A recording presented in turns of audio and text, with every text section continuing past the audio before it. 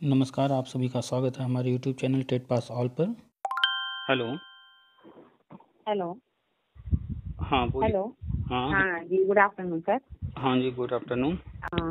Actually मैं अब काफ़ी टाइम से आपका फ़ोन ट्राई कर रही थी, बट भैया आप इतना बिजी रहते हैं कि आपका फ़ोन लगता नहीं है। जी बताइए। सर, एक्चुअली मैं आपसे ये पूछना चाहती थी ना कि आपके वैसे मैसेजेस तो मुझे डेली मिलते रहते हैं, मैं अपडेट भी होती रहती हूँ आपकी वीडियोस देखकर और आपके मैसेजेस पढ़कर। हम्म। बट थोड़ा सा एक डाउट है मुझे कि आप जैसे स्टेप वाइज लिखते हैं ना कि चरणबद्ध तरीके से होगा सबका समायोजन, तो आपने स्टेप में भेजा था कि 2007 तक उनका होगा जिन्होंने कोई भी जो शिक्षण का वो है एजुकेशनल क्वालिफिकेशन ली है उसका होगा 2007 तक। उसी तरीके से आपने 2000 शायद 2007 के बाद शायद 2010 का लिखा 10 है आपने। तक। हाँ, उसके बाद आपने 2011 का लिखा है कि कोई भी एजुकेशनल डिग्री वो लोग क्लियर कर चुके हैं। तो सर एक्चुअली मैंने जब बीएड किया था तो मेरा बीएड की डिग्री 2011 का है। बट मैंने सीटेट क्वालिफाई किया था 2018 में, क्योंकि आपको पता ही होगा कि बीएड वालों को प्राइमरी से बाहर कर दिया गया था काफी साल के लिए। बीएड वालों को 2011 में पहली बार मौका मिला, फिर उसके बाद जी 2018 में। जी जी।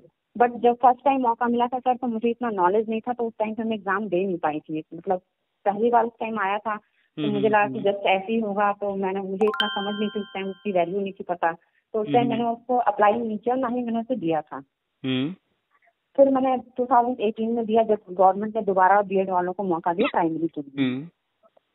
तो मैंने 2018 में सीटेट अपना क्लियर किया। जी, तो सर मैं ये जानना चाहती थी कि जो आप सिलेक्शन बताते हैं चरणबद्ध, वो मतलब मेरा किस कैटेगरी में आएगा? फिर तीसरे चरण में आएगा या फिर छठवें चरण में आएगा? अच्छा, पहली जी बात तो आपको एक चीज़ क्लियर कर दें जी कि जो भी हम बताते हैं, जैसा आप जी पढ़ सर। भी रही हैं और कह भी रही हैं, जी जी वो हम जो बताते हैं कहीं न कहीं से हमें भी जानकारी मिलती है। जी जी और जो गवर्नमेंट कर रही है, जो अखबारों में न्यूज़ आ रहे हैं, उस सारी चीज़ों जी का मिला-जुला हम सब कुछ बताते हैं, सार होता जी है। जी जी तो जो हमारी जानकारी में आया उसी के अनुसार हमने वो लिखा है, ठीक है? जी जी अच्छा, और जब भी कोई भर्ती आती है, तो उसमें लिखा होता है कि इंटर पास वाला, ग्रेजुएशन वाला या जो भी एक क्वालिफ़िकेशन तय जी रहता है, जी ठीक है? सर। और हाँ, उसके बाद उसमें ये रहता है कि ये कोर्स आपने किया हो और एक उम्र सीमा होती है, ठीक है? जी सर।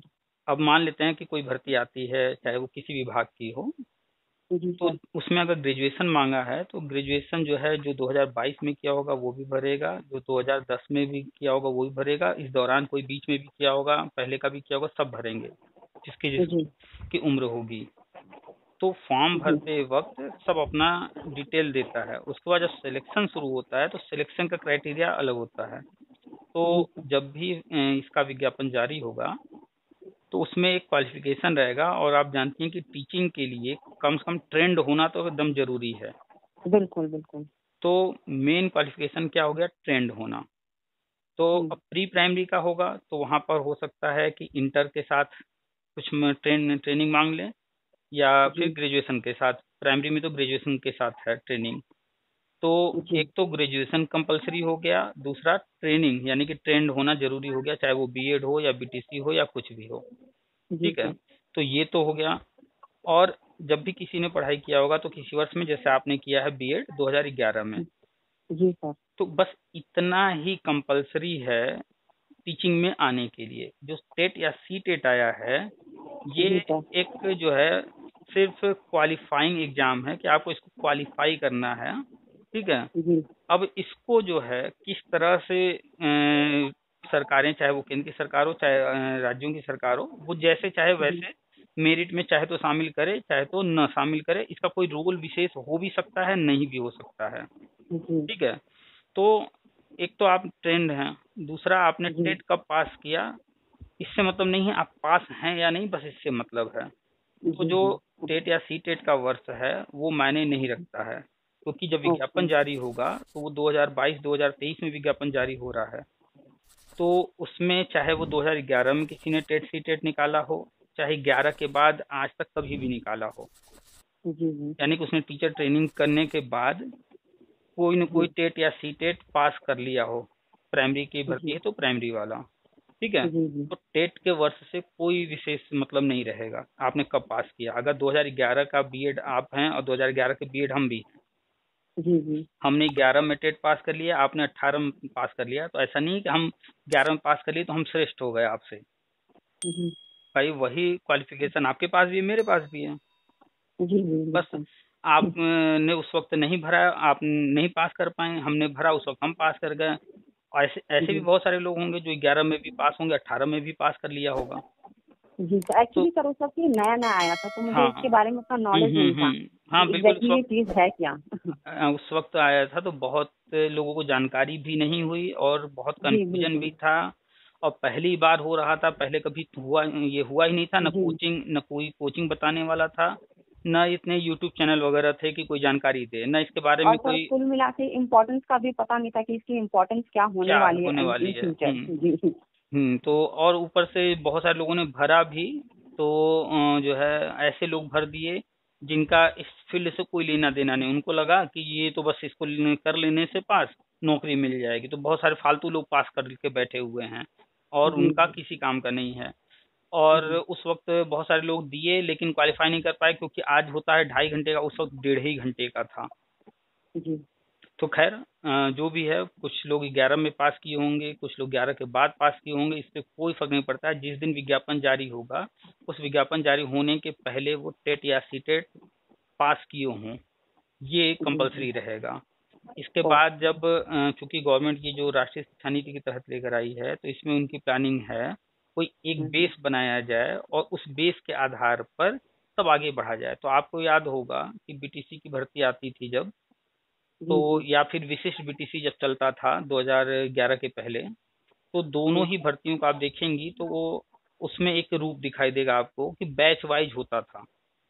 जी जैसे जैसे बैच वो कोर्स करता जाता था, उनको लेते चले जाते थे। तो ये कोई नया नहीं होने जा रहा है, ये बैच वाइज हर जगह हमेशा होते आया है, अपने यूपी के अंदर भी हुआ है। बीटीसी की जितनी भर्तियां हुई, बीटीसी पढ़ाई करते गए बैच वाइज, उनको ज्वाइनिंग देती गई जी गवर्नमेंट। विशेष बीटीसी की ट्रेनिंग होती जाती थी, उनको ज्वाइनिंग देते जाते थे। तो जैसे जैसे बैच निकलता था, तो वही चीज है, चरणबद्ध कहिए, बैच वाइज कहिए या वर्षवार कहिए, शब्द चाहे जो हों, जी प्रारूप जी सेम है सबका कि जो जैसे जैसे किया। तो यहाँ पर देखा जाएगा कि किसने ट्रेनिंग कैसे कैसे किया है। तो कोई 2004 में बीएड, बीटीसी, डीएलएड या जो भी किया हो। हालांकि जी 2001 से 2010 के बीच में यूपी के अंदर बीटीसी बंद था, बीएड चल जी रहा था, और वो भी विशेष बीटीसी के नाम से 6 महीने ट्रेनिंग। क्योंकि राष्ट्रीय शिक्षा नीति पूरे भारत में लागू हो रही है और ये सारी योजनाएं सभी राज्यों में लागू होंगी। तो जी जो भी लोग जिस वर्ष में ट्रेनिंग की, यानी आपके सर्टिफिकेट पर लिखा होगा जी कि आपका जो है सर्टिफिकेट 2000, उस पर पासिंग वर्ष लिखा होगा, सत्र, तो मान लीजिए जी आपका टू 10-11, 2011 लिखा हुआ है सर। आपका सत्र मान लेते हैं 10-11 था, तो 10 जी में आपने बिल्कुल वही पढ़ाई था। शुरू किया, लेकिन आपका एग्जाम होने के बाद सर्टिफिकेट आपके हाथ में 11 में आया होगा, जी जी बिल्कुल। तो वो आपका 11 माना जाएगा। नीचे लिखा होता है कि जो है कब ये सर्टिफिकेट जारी हुआ है, उस पर जी डेट लिखा होता है, तो उस डेट जी देखा 11 का ही जाएगा। डेट है सर उसमें। हाँ, तो वो डेट देखा जाएगा किस वर्ष आपका सर्टिफिकेट जारी हुआ है। ठीक जी है। अब जैसे कोई 2 वर्ष का किया है, उसने जो है अगर जी 2017 में एडमिशन लिया था, अब ऐसा नहीं कि वो हम्म 17 का माना जाएगा या 18 का माना जाएगा, उसका हम्म उसका कंप्लीट 2019 में हुआ होगा, वो हम्म 2019 का माना जाएगा। तो जी जो चरण वाइज होना है, उसमें भी जो हमने चरण लिखे हैं, वो हमारी जी जानकारी में जो आया हमने वो लिखा है, लेकिन कोई जरूरी नहीं कि 100% ऐसे ही निर्धारित हो। जो ओके। पद होंगे उनके जी आधार पर जो है फॉर्म हम्म भरवाए जाएंगे। फिर जो फॉर्म भरे जाएंगे, तो वहां पर कैंडिडेट की संख्या देख करके तब डिसाइड हम्म होगा कि पहले चरण में कितने लोगों को ले रहे हैं, दूसरे चरण में कितना। अगर मान लेते हैं कि पहले चरण में किसी एक वर्ष वाले ही बहुत ज्यादा संख्या में है, जी जी ऐसा तो है नहीं कि गवर्नमेंट एक साथ जो है 10-20 लाख पद भर देगी, ऐसा नहीं होगा। थोड़ा थोड़ा जी करके भरेगी। और अगर शुरुआत में 2 लाख 3 लाख हम भर रहे हैं, तो उसमें भी कई हम्म स्टेप बनाएगी। और जैसे अभी जी 69,000 हुआ, तो उसमें थोड़ा सा जो भी कारण बना उसके कारण से एक कटाव हम्म जारी हुआ, वहां तक 30-35 हजार लोग हुए, फिर बाद में 30-35 हजार लोग हुए, ऐसे करके हुआ 2 भाग में। जी तो चरण वाइज में यही रहेगा कि अब हमने जो लिखा है पहला कि 2007 तक, फिर दूसरे चरण में 2010 तक। हो सकता है 2007 तक बहुत कम हो, जी क्योंकि 2004, 5, 6, 7 में भर्तियां उधर होती रही हैं, तो ज्यादा नहीं, 2-4 हजार उधर होंगे। तो अगर 2-4 हजार लोग वहां पर आते हैं, फिर 10 तक वाले में भी 2-4 हजार हैं, तो संख्या तो बहुत कम है। हो सकता है पहले चरण में 2010 तक कर दें। सर ये तो एक्सपेक्टेड है ना, आप भी एक्सपेक्ट हाँ। कर रहे हैं, मैं भी एक्सपेक्ट कर रही हूँ, इस और तो है नहीं कि हाँ इतनी ही चीजें होंगी। ये जो हमने लिखा है चरण, हम फिर से रिपीट कर रहे हैं कि वो जो जानकारी हमें मिली कि ये प्लानिंग वहां पर की जा रही है, इस तरह की चर्चा है, उसके आधार पर हमने लिख दिया। प्रारूप लगभग ऐसा ही देखने को मिलेगा। हो सकता है कि कैंडिडेट की संख्या के आधार पर जो हम पहला चरण, दूसरा चरण, तीसरा चरण लिखे, हो सकता है ये तीनों चरण एक ही चरण में हो जाएं। तो पहला चरण में ही 2011 तक ले लें, तो वो जब प्रक्रिया शुरू होगी तब सामने आएगा एग्जैक्टली क्या हो रहा है, कैसे हो रहा है। जी तो सर ये मोस्टली कब तक स्टार्ट होने के चांसेस है, ऐसा कुछ आप देखिए एक्सपेक्टेड डेट कुछ भी?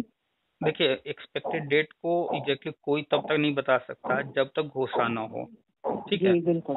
लेकिन इसको समझा जा सकता है, जैसे कि किसी के घर कोई कार्यक्रम होता है, मान लीजिए किसी के घर कोई विवाह कार्यक्रम है और आप वहां पर इनवाइटेड हैं और आप गई, तो चूंकि आपने बहुत सारी चीजें पहले से देखा है लोगों के घरों में विवाह होते हुए, या अपने घर में, या आपका जब विवाह हुआ, तो आपको पता होगा कि हम इनके यहाँ विवाह में आए, ये हो रहा है, इसके बाद ये कार्यक्रम होगा, इसके बाद ये कार्यक्रम होगा, पता रहता है ना। लगभग सिमिलर ही देखने को मिलता है।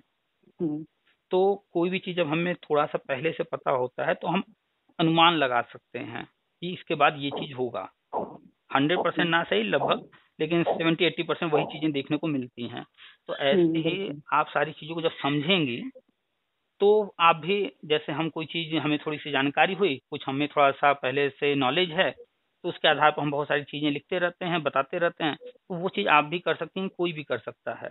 तो आप इस चीज को पहले पूरी क्रोनोलॉजी को समझिए, जो क्रम है उस क्रम को समझिए कि 2014 में केंद्र में ये सरकार आई थी। जो वर्तमान में सरकार है, जिस पार्टी की सरकार है, हम उसकी बात कर रहे हैं, क्योंकि सारा चीज प्रोग्राम इन्हीं का है और यही करेंगे। तो शुरू से देखिए ये कब क्या करके आए हैं, कैसे कैसे करके आए, तो आपको आगे भी समझ में आ जाएगा कि अब ये आगे क्या, कब, कितने समय में करेंगे, कैसे करेंगे। तो 2014 में आने के बाद आपने शायद न ध्यान दिया, लेकिन हम तो अखबार हमेशा पढ़ते रहे, तो एक एक चीज की जानकारी हमें है। तो इन्होंने सबसे पहले 2000 से लेकर के अब तक जो भी जहां भी चल रहा था, किसी भी राज्य में, केंद्र में जो भी भर्तियां हुई थी, सारे फाइल मंगाए और सब पर काम करना शुरू किया। तो एक था आरटी एक्ट जो कि 2009 में आया था, उसको 5 साल में जो है राज्यों को छूट था 5 साल का, और फिर 5 साल में जो भी उसमें कहा गया उनको पूरा करना था 5 साल के बाद। लेकिन आरटी एक्ट आने के बाद उस पर कोई काम नहीं किया गया। कांग्रेस लेकर आई लेकिन काम नहीं की, लेकिन कुछ ऐसे नियम थे उनको लागू कर दी जिससे कुछ लोगों का नुकसान हुआ। जैसे शिक्षा मित्र थे, वो ट्रेंड नहीं थे, टेट पास नहीं, तो उनका नुकसान हुआ। खैर, तो इन्होंने जब देखा कि बहुत सारी चीजें आई हैं और उल्टे सीधे तरीके से हो रही हैं, तो उस पर उन्होंने पहले काम करना शुरू किया। तो आप देखेंगे 2017 में एक गजट हुआ और आरटी एक्ट का डेट बढ़ा करके, जो छूट वाला समय 5 साल था उसको 10 साल किया गया। यानी कि 2009 में आया था तो 2019 तक राज्यों को छूट हो गया कि उसके मानक जो जो हैं तब तक उनको अपने यहाँ धीरे धीरे पूरा कर लें, उसके बाद फिर छूट नहीं दिया जाएगा। यानी 19 तक तो आरटी एक्ट का समय हो गया। अब 31 मार्च 2019 को आरटी एक्ट से जो छूट मिला था वो खत्म हो गया। अब उसको कड़ाई से लागू करना था। 19 में ही आया राष्ट्रीय शिक्षा नीति का मसौदा, ठीक है, और उस पर 1 साल तक लगभग सुझाव वगैरह मांगे गए, और फिर उनमें सुधार करते हुए जो लोगों के सुझाव आए पूरे भारत से, उनको देखते हुए जो भी लोगों ने सुझाव दिए, तो फिर 2020 में फाइनल होकर आया राष्ट्रीय शिक्षा नीति और वो लागू हो गया। अब यही है सब कुछ मूल, जो राष्ट्रीय शिक्षा नीति 2020 लेकर आए हैं, उन्होंने सब कुछ लिखित में दे दिया है कि हम आगे क्या करने वाले हैं। इसको जिसने पढ़ लिया वो सब समझेगा। क्यों? क्योंकि वो जब पढ़ लिया है कि क्या क्या होना है, तो वैसे ही उसके सामने जैसे एक विवाह का कार्यक्रम हो रहा हो तो उसको पता होता है कि अब आगे क्या क्या होना है, तो उसको सब समझ में आएगा कि अब आगे क्या क्या होना है। तो आप अगर नहीं पढ़ी हैं तो राष्ट्रीय शिक्षा नीति को एक बार पढ़िएगा जरूर। जी सर, आपने ग्रुप में कई बार सेंड किया है, मैंने ज्यादा तो नहीं पढ़ पाई क्योंकि वो बहुत काफी लंबा है वो, तो मैं कभी कभी 1-2 पेज पढ़ती हूँ, उसके बाद बोर हो जाती हूँ, फिर छोड़ो। एक्चुअली क्या है कि हर व्यक्ति चाहता है मलाई खाना, कि बस मलाई हमें मिल जाए, सबको मलाई पसंद है। तो अब बस हमारे काम का कहाँ है, बस उसको, लेकिन ये है पूरा सबके नहीं नहीं, काम आप का। सही बोल रहे हैं सर, बिल्कुल कि पढ़ना चाहिए, बट हम्म वही कभी कभी टाइम की शॉर्टेज हो जाती है, कभी कभी लगता है कि यार बहुत लंबा है, हम्म इतना हम्म हम्म। कहाँ से टाइम लाएंगे, तो ये सारी सिचुएशंस हो जाती हैं, क्योंकि इतना फ्री टाइम भी नहीं रहता ना सर। तो इस वजह से थोड़ा अब सा तक राष्ट्रीय दिक्कत शिक्षा होती है। नीति को हमने कितनी बार पढ़ा है, हम खुद काउंट नहीं किए हैं। और जैसे भी जी लोगों से बात होती रहती है, कभी कभी तरह तरह के सवाल लोग करते हैं, या कभी कोई न्यूज आता है, तो मेरे मन जी में भी होता है ये क्या चीज है, इसमें राष्ट्रीय शिक्षा नीति में इसके बारे में क्या है, तो हम फिर से खोलते हैं, उस शब्द जी को हम सर्च में डालते हैं, उस शब्द को जहां जहां वो शब्द यूज हुआ है वो पूरा जी पैरा जी पढ़ते हैं। तो इस तरह से करके हमने तो कई बार पढ़ा है, इसलिए बहुत सारी चीजें कोई जो है हमें रट गई हैं।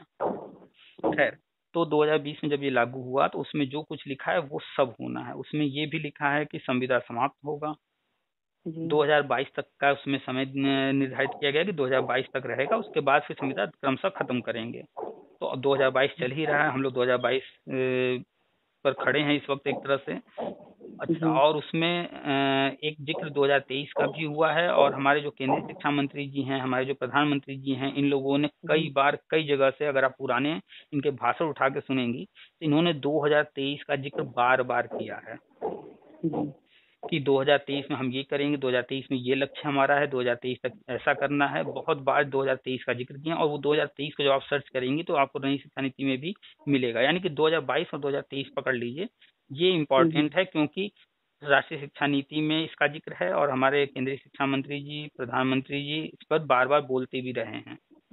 जी तो 2022 का ये सितंबर का महीना है, जी और आज करीब 21 या 22 तारीख है ना, 21 है। जी सर, 21 हम्म, तारीख है आज। तो लगभग ये महीना अब खत्म ही है ना। बिल्कुल। अब बचा है इस महीने का जो 8-10 दिन, वो उसके बाद अक्टूबर नवंबर दिसंबर 3 महीने हैं इस वर्ष के। हम्म ठीक है, और अभी कोई घोषणा हुई नहीं है, जी और घोषणा होने के बाद भी विज्ञापन जारी होगा और फिर प्रक्रिया शुरू होगी, तो वो भी गैप होता है समय में थोड़ा।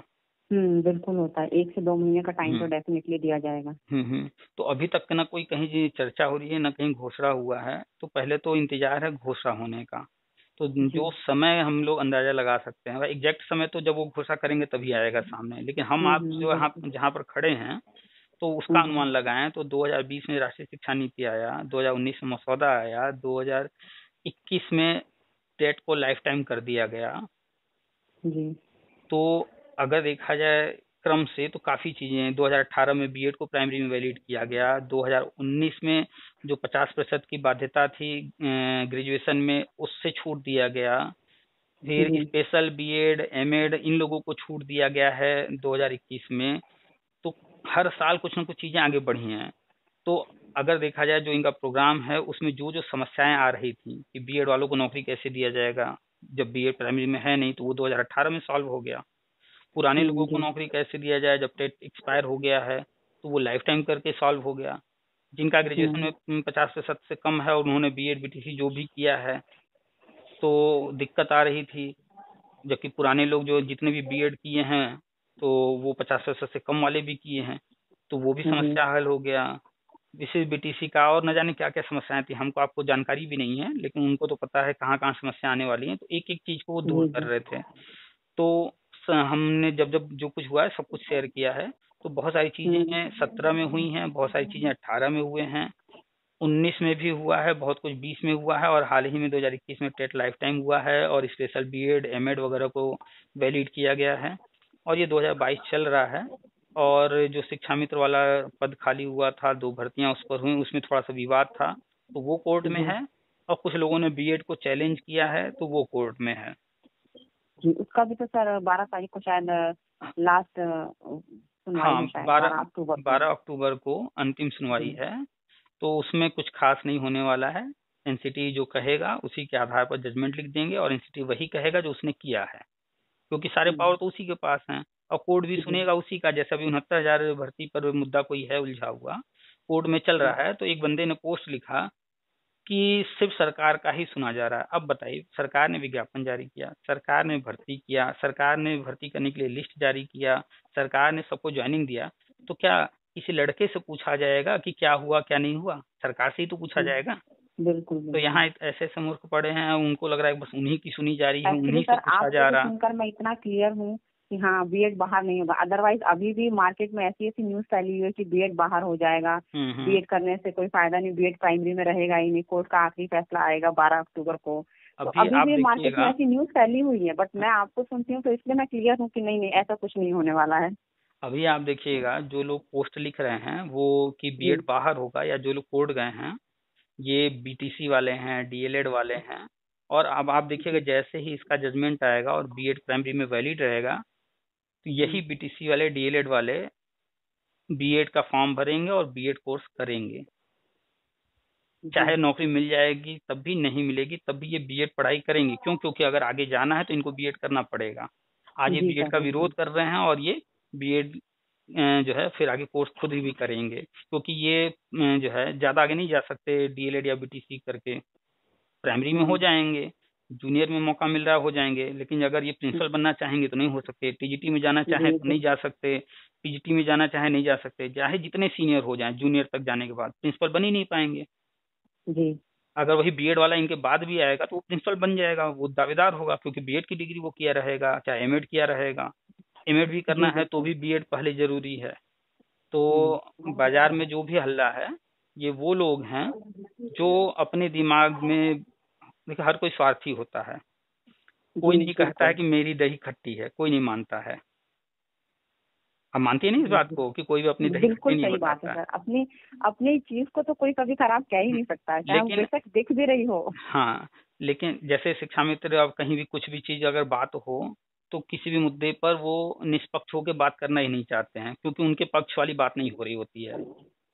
वहीं अगर शिक्षा। एक्चुअली सर मेरी दीदी है, वो भी शिक्षा मित्र हैं, तो मुझे हम्म शिक्षा मित्र से भी जुड़ा हुआ एक सवाल करना था आपसे। हम्म। और प्रेरक से भी जुड़ा हुआ सर, एक्चुअली शिक्षा मित्रों का मतलब अलग क्राइटेरिया है कुछ इनके पूरे प्रोसेस में, समायोजन के प्रोसेस में, या फिर उनका भी सेम प्रोसेस से होगा कि जिसने जिस ईयर में एजुकेशनल डिग्री ली है उसके अकॉर्डिंग होगा, या उनको कुछ अलग क्राइटेरिया दिया जाएगा? देखिए, ये जो शिक्षा मित्र हैं या जी अनुदेशक हैं या जी फिर वित्त विहीन हैं या अतिथि शिक्षक, चाहे जिस नाम से जहां भी पढ़ा रहे हो, जी जी इन्होंने कोई डिग्री किया है, उसी डिग्री के बेस पर तो उस योजना में है शामिल। जी सर, लेकिन जैसे शिक्षा मित्रों का जब सिलेक्शन हुआ था तो ये आप भी जानते होंगे कि इन लोगों के पास कोई डिग्री वगैरह नहीं थी, एजुकेशनल क्वालिफिकेशन हम्म नहीं था। हम्म बहुत लोग इंटरमीडिएट क्वालिफाइंग थे, बहुत लोग ग्रेजुएशन थे, और बहुत कम लोग पोस्ट ग्रेजुएट थे। हम्म। उनके नहीं पास तो कोई एजुकेशनल डिग्री तो थी नहीं, तो बट वही है कि जॉब करते करते इन लोगों ने जो डिपार्टमेंट की तरफ से होता है सर, हम्म। वो कोर्स करवाया था। जैसे मेरी दीदी ने भी किया है, डिपार्टमेंट की तरफ से उनको विशिष्ट बीटीसी का कोर्स आया हुआ था। दूरस्थ बीटीसी। तो नहीं नहीं दूरस्थ नहीं सर, विशिष्ट बीटीसी में शायद बीटीसी का कोर्स था उन्होंने, जो डिपार्टमेंट की तरफ से ही हम उनको किया बताते हैं, गया था। हम बताते हैं आपको। जी देखिए, जिस वक्त ये सब योजनाएं शुरू हुई, वो समय परिस्थिति कुछ और था।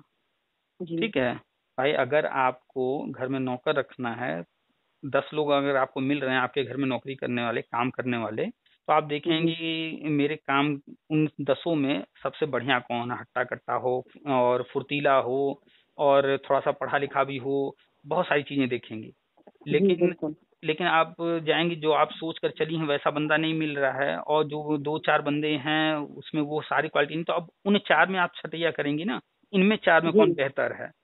और बिल्कुल। अगर आप मार्केट में गई हैं और एक ही व्यक्ति मिल रहा है, अब वो चाहे अच्छा हो या खराब हो, उसके हाथ पैर सही हो या कम हो, आपको काम कराना है, चाहिए ही एक व्यक्ति। उसका अगर एक पैर नहीं भी होगा तो भी आप कहेंगे चलो भैया कुछ तो करोगे ना, चलो काम करो।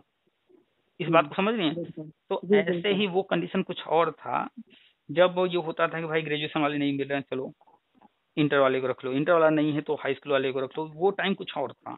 अब हम जी आपको जो है 2022 में बात कर रहे हैं, तो यहाँ पर जो मानक तय है, पहला तो आरटी एक्ट कहता है और राष्ट्रीय शिक्षा नीति कहता है कि ट्रेंड होना अनिवार्य है, और इस ट्रेंड जी से तो छूट नहीं मिलने वाला कहीं भी।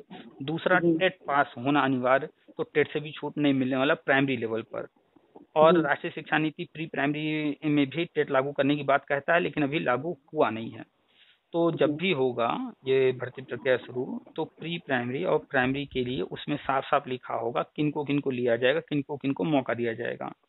तो बट सर शिक्षा मित्रों का जो हम ये बता रहे है हैं, क्या वही कहते हैं वही बताने जा रहे हैं। एक्सपीरियंस है, वो तो उनको तो वेटेज मिलेगा ना एक्सपीरियंस का? अच्छा अच्छा, एक्सपीरियंस अभी बताते हैं। तो जब जी वहां पर प्री प्राइमरी में होगा तो वहां पर क्वालिफिकेशन लिखा होगा कि ये कोर्स जो लोग की हों वो फॉर्म भर सकते हैं, न कि वहां आप देखिएगा शिक्षा मित्र शब्द नहीं आएगा। जी वहां शिक्षा मित्र शब्द नहीं आएगा। इनको जो ट्रेनिंग दी गई है, जी जैसे एनआईएस से डीएलएड अभी कुछ लोग किए हैं, शिक्षा जी मित्र जी को डीएलएड कराया गया था, बीटीसी कराया गया था दूरस्थ से, वो रहेगा, या एनटीटी जी रहेगा, या बीएड या जी। बीटीसी, इस तरह का नाम लिखा होगा वहाँ। अच्छा, जो हम्म। शिक्षा मित्रों को ट्रेनिंग दी गई है वो ट्रेनिंग बीटीसी की थी और दूरस्थ बीटीसी थी।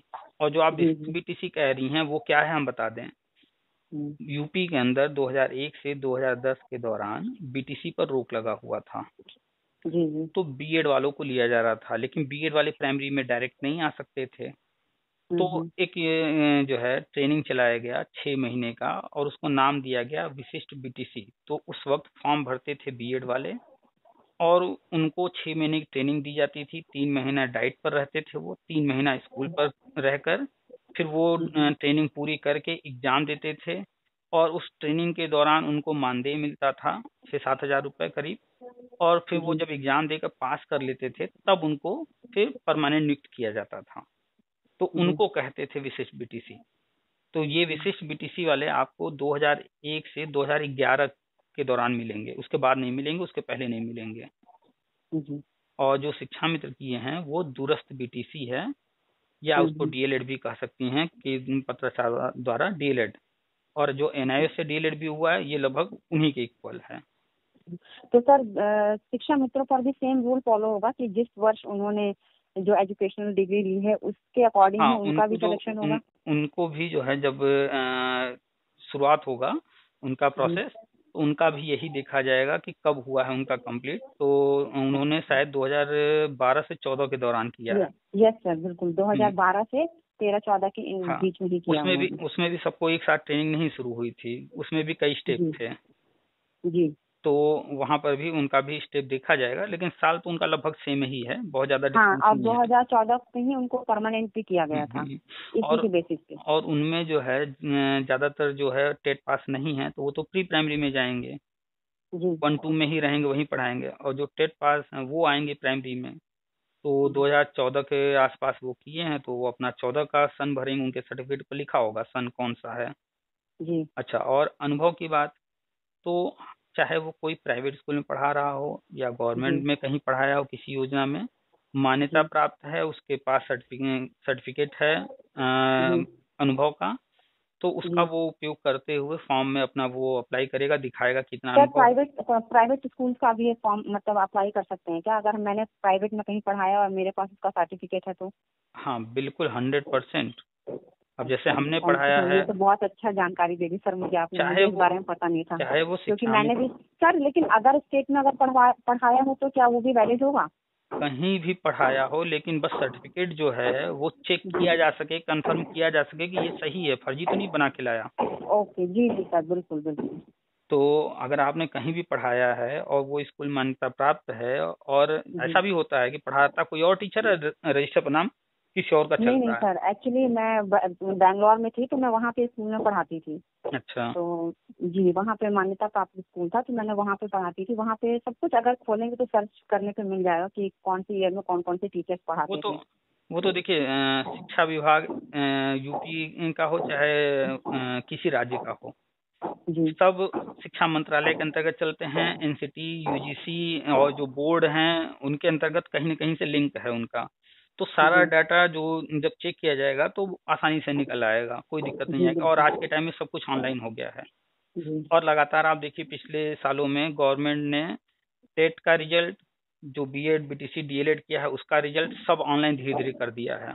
इसीलिए किया गया है कि जब ये प्रक्रिया शुरू हो तो वेरीफाई करने में कोई दिक्कत ना आए। और अनुभव वाली जहाँ तक बात है, तो अनुभव का वेटेज तो मिलेगा, लेकिन पद इतने ज्यादा हैं, इतने पद हैं, का अनुभव लगाना न लगाना कोई फर्क ही नहीं पड़ने वाला। अच्छा। कोई फर्क नहीं जी पड़ेगा, क्योंकि वो चरणबद्ध चल रहे हैं। अगर वो उठाते हैं कि 2007 तक जो है हमें लेना है, तो 2007 तक वाला अनुभव दिखाए या न दिखाए, वहां तक सबको ले रहे हैं, तो फिर जो दिखाएगा वो भी, जो नहीं दिखाएगा वो भी, क्या फर्क पड़ जाएगा। सिलेक्शन हाँ तो सबका एग्जैक्टली, हो लेकिन जाएगा। सर ये भी तो हो सकता है ना कि सपोज किसी ईयर में अगर कैंडिडेट ज्यादा हों और हम अगर पीछे आ रहे हो सिर्फ एक्सपीरियंस की वजह से, तो अगर वहाँ पे हम अपना सर्टिफिकेट शो करते हैं तो शायद में भी हम जहाँ हम हाँ। पीछे खड़े वहाँ हम थोड़ा आगे हो जाएं। तो ये चीजें तब होंगी जब आगे बढ़ेंगे 2018, 19, 20 वालों की तरफ। जी अगर यहाँ तक वालों का जब नंबर आएगा तब इस तरह की चीजें वहाँ आएंगी। तो अभी तो देखिए जो पद भरने की तैयारी में है 2-3 लाख शुरुआत में, और आप जी 2011 की हैं तो आप तो शुरुआत के चरण में आने वाली हैं। जी शुरू के चरण में आने वाला उसको कोई विशेष फर्क नहीं पड़ने वाला है, उसका तो हो ही जी जाना है जी 100%, चाहे वो कोई हो, वेट अनुभव हो या ना हो, कोई फर्क जी नहीं पड़ेगा। तो अनुभव का लाभ मिलेगा, सबको मिलेगा, चाहे वो प्राइवेट में पढ़ाया हो या किसी में। अगर जिसके पास भी अनुभव का सर्टिफिकेट है सब भरे, कोई दिक्कत नहीं आएगा। आपके पास है तो शो कीजिएगा, वहां पर रहेगा ऑप्शन, और नहीं रहेगा जी तब तो जी। भाई कोई नहीं दिखा पाएगा। वो तो जब प्रक्रिया हम्म। शुरू होगी एग्जैक्टली तब सामने आएगा। हाँ यह है कि राष्ट्रीय शिक्षा नीति में इस चीज का जिक्र है, वेटेज देने का, कि जो भी अनुभव जी वाले हैं उनको वेटेज दिया जाए। तो वेटेज दिया जाएगा तो जब सरकारी को देंगे, शिक्षा मित्र को, अनुदेशक को देंगे, तो जी। प्राइवेट वाला कौन सा गुनाह किया है, वो भी तो स्कूल में ही पढ़ा रहा था, उसको भी तो अनुभव है वही टीचिंग का ही। तो अनुभव तो जी कहीं का हो, बिल्कुल। कोई दिक्कत नहीं आने वाला। हम्म। और बताइए कहीं कुछ डाउट। सर एक चीज और मुझे पूछनी थी, जैसे ये प्रेरक भी आप जानते होंगे कि इन लोगों ने भी हम्म शायद 5 5 इयर्स ओनली पढ़ाया, उसके बाद ये प्रेरक वाली जो योजना थी सरकार की तरफ से बंद कर दी गई। हम्म तो प्रेरकों के लिए क्या मतलब प्रोसीजर है सर? सेम प्रोसीजर है? क्योंकि बहुत सारे प्रेरक ऐसे हैं जिन्होंने उस टाइम पर कोई भी एजुकेशनल डिग्री नहीं ली थी, बट हम्म आज वो एजुकेशनल डिग्री लेकर हैं। जैसे कि किसी ने 2019 में किया है, किसी ने हम्म 2020 में क्लियर किया है, तो हम्म। अब उनका है, तो उनका उसके अकॉर्डिंग होगा या उनको भी कुछ जो एक्सपीरियंस है उसके उसका वेटेज उनको मिलेगा? अच्छा, तो अभी थोड़ी देर पहले हमने बताया कि 2022 के बाद सारे संविदा वाले पद खत्म किए जाएंगे, बंद होंगी जी संविदा। इसकी शुरुआत प्रेरक से कर दी गई थी, और प्रेरक का हमें लगता है 3-4 साल पहले ही बंद कर दिया गया है हाँ हाँ, ये प्रेरक तो योजना। बंद हो चुके हैं सर, अब एक भी हम्म प्रेरक नहीं है। तो हमारी भी एक फ्रेंड है, वो पहले प्रेरक थी, अभी वो जी चाहे जो कर रही हो, लेकिन थी वो तो जानकारी मिलती रहती थी हमें भी प्रेरक का क्या चल रहा है, तो बंद हो गया। जी तो जो प्रेरक हैं उस वक्त जो भी प्रेरक बने थे, कोई बीएड वगैरह कुछ किया था, कोई नहीं भी किया था। जी बिल्कुल। तो जो अभी ये प्रक्रिया शुरू होगी तो उसमें जी फॉर्म वही भरेगा जिसने कोई भी टीचिंग कोर्स किया हो।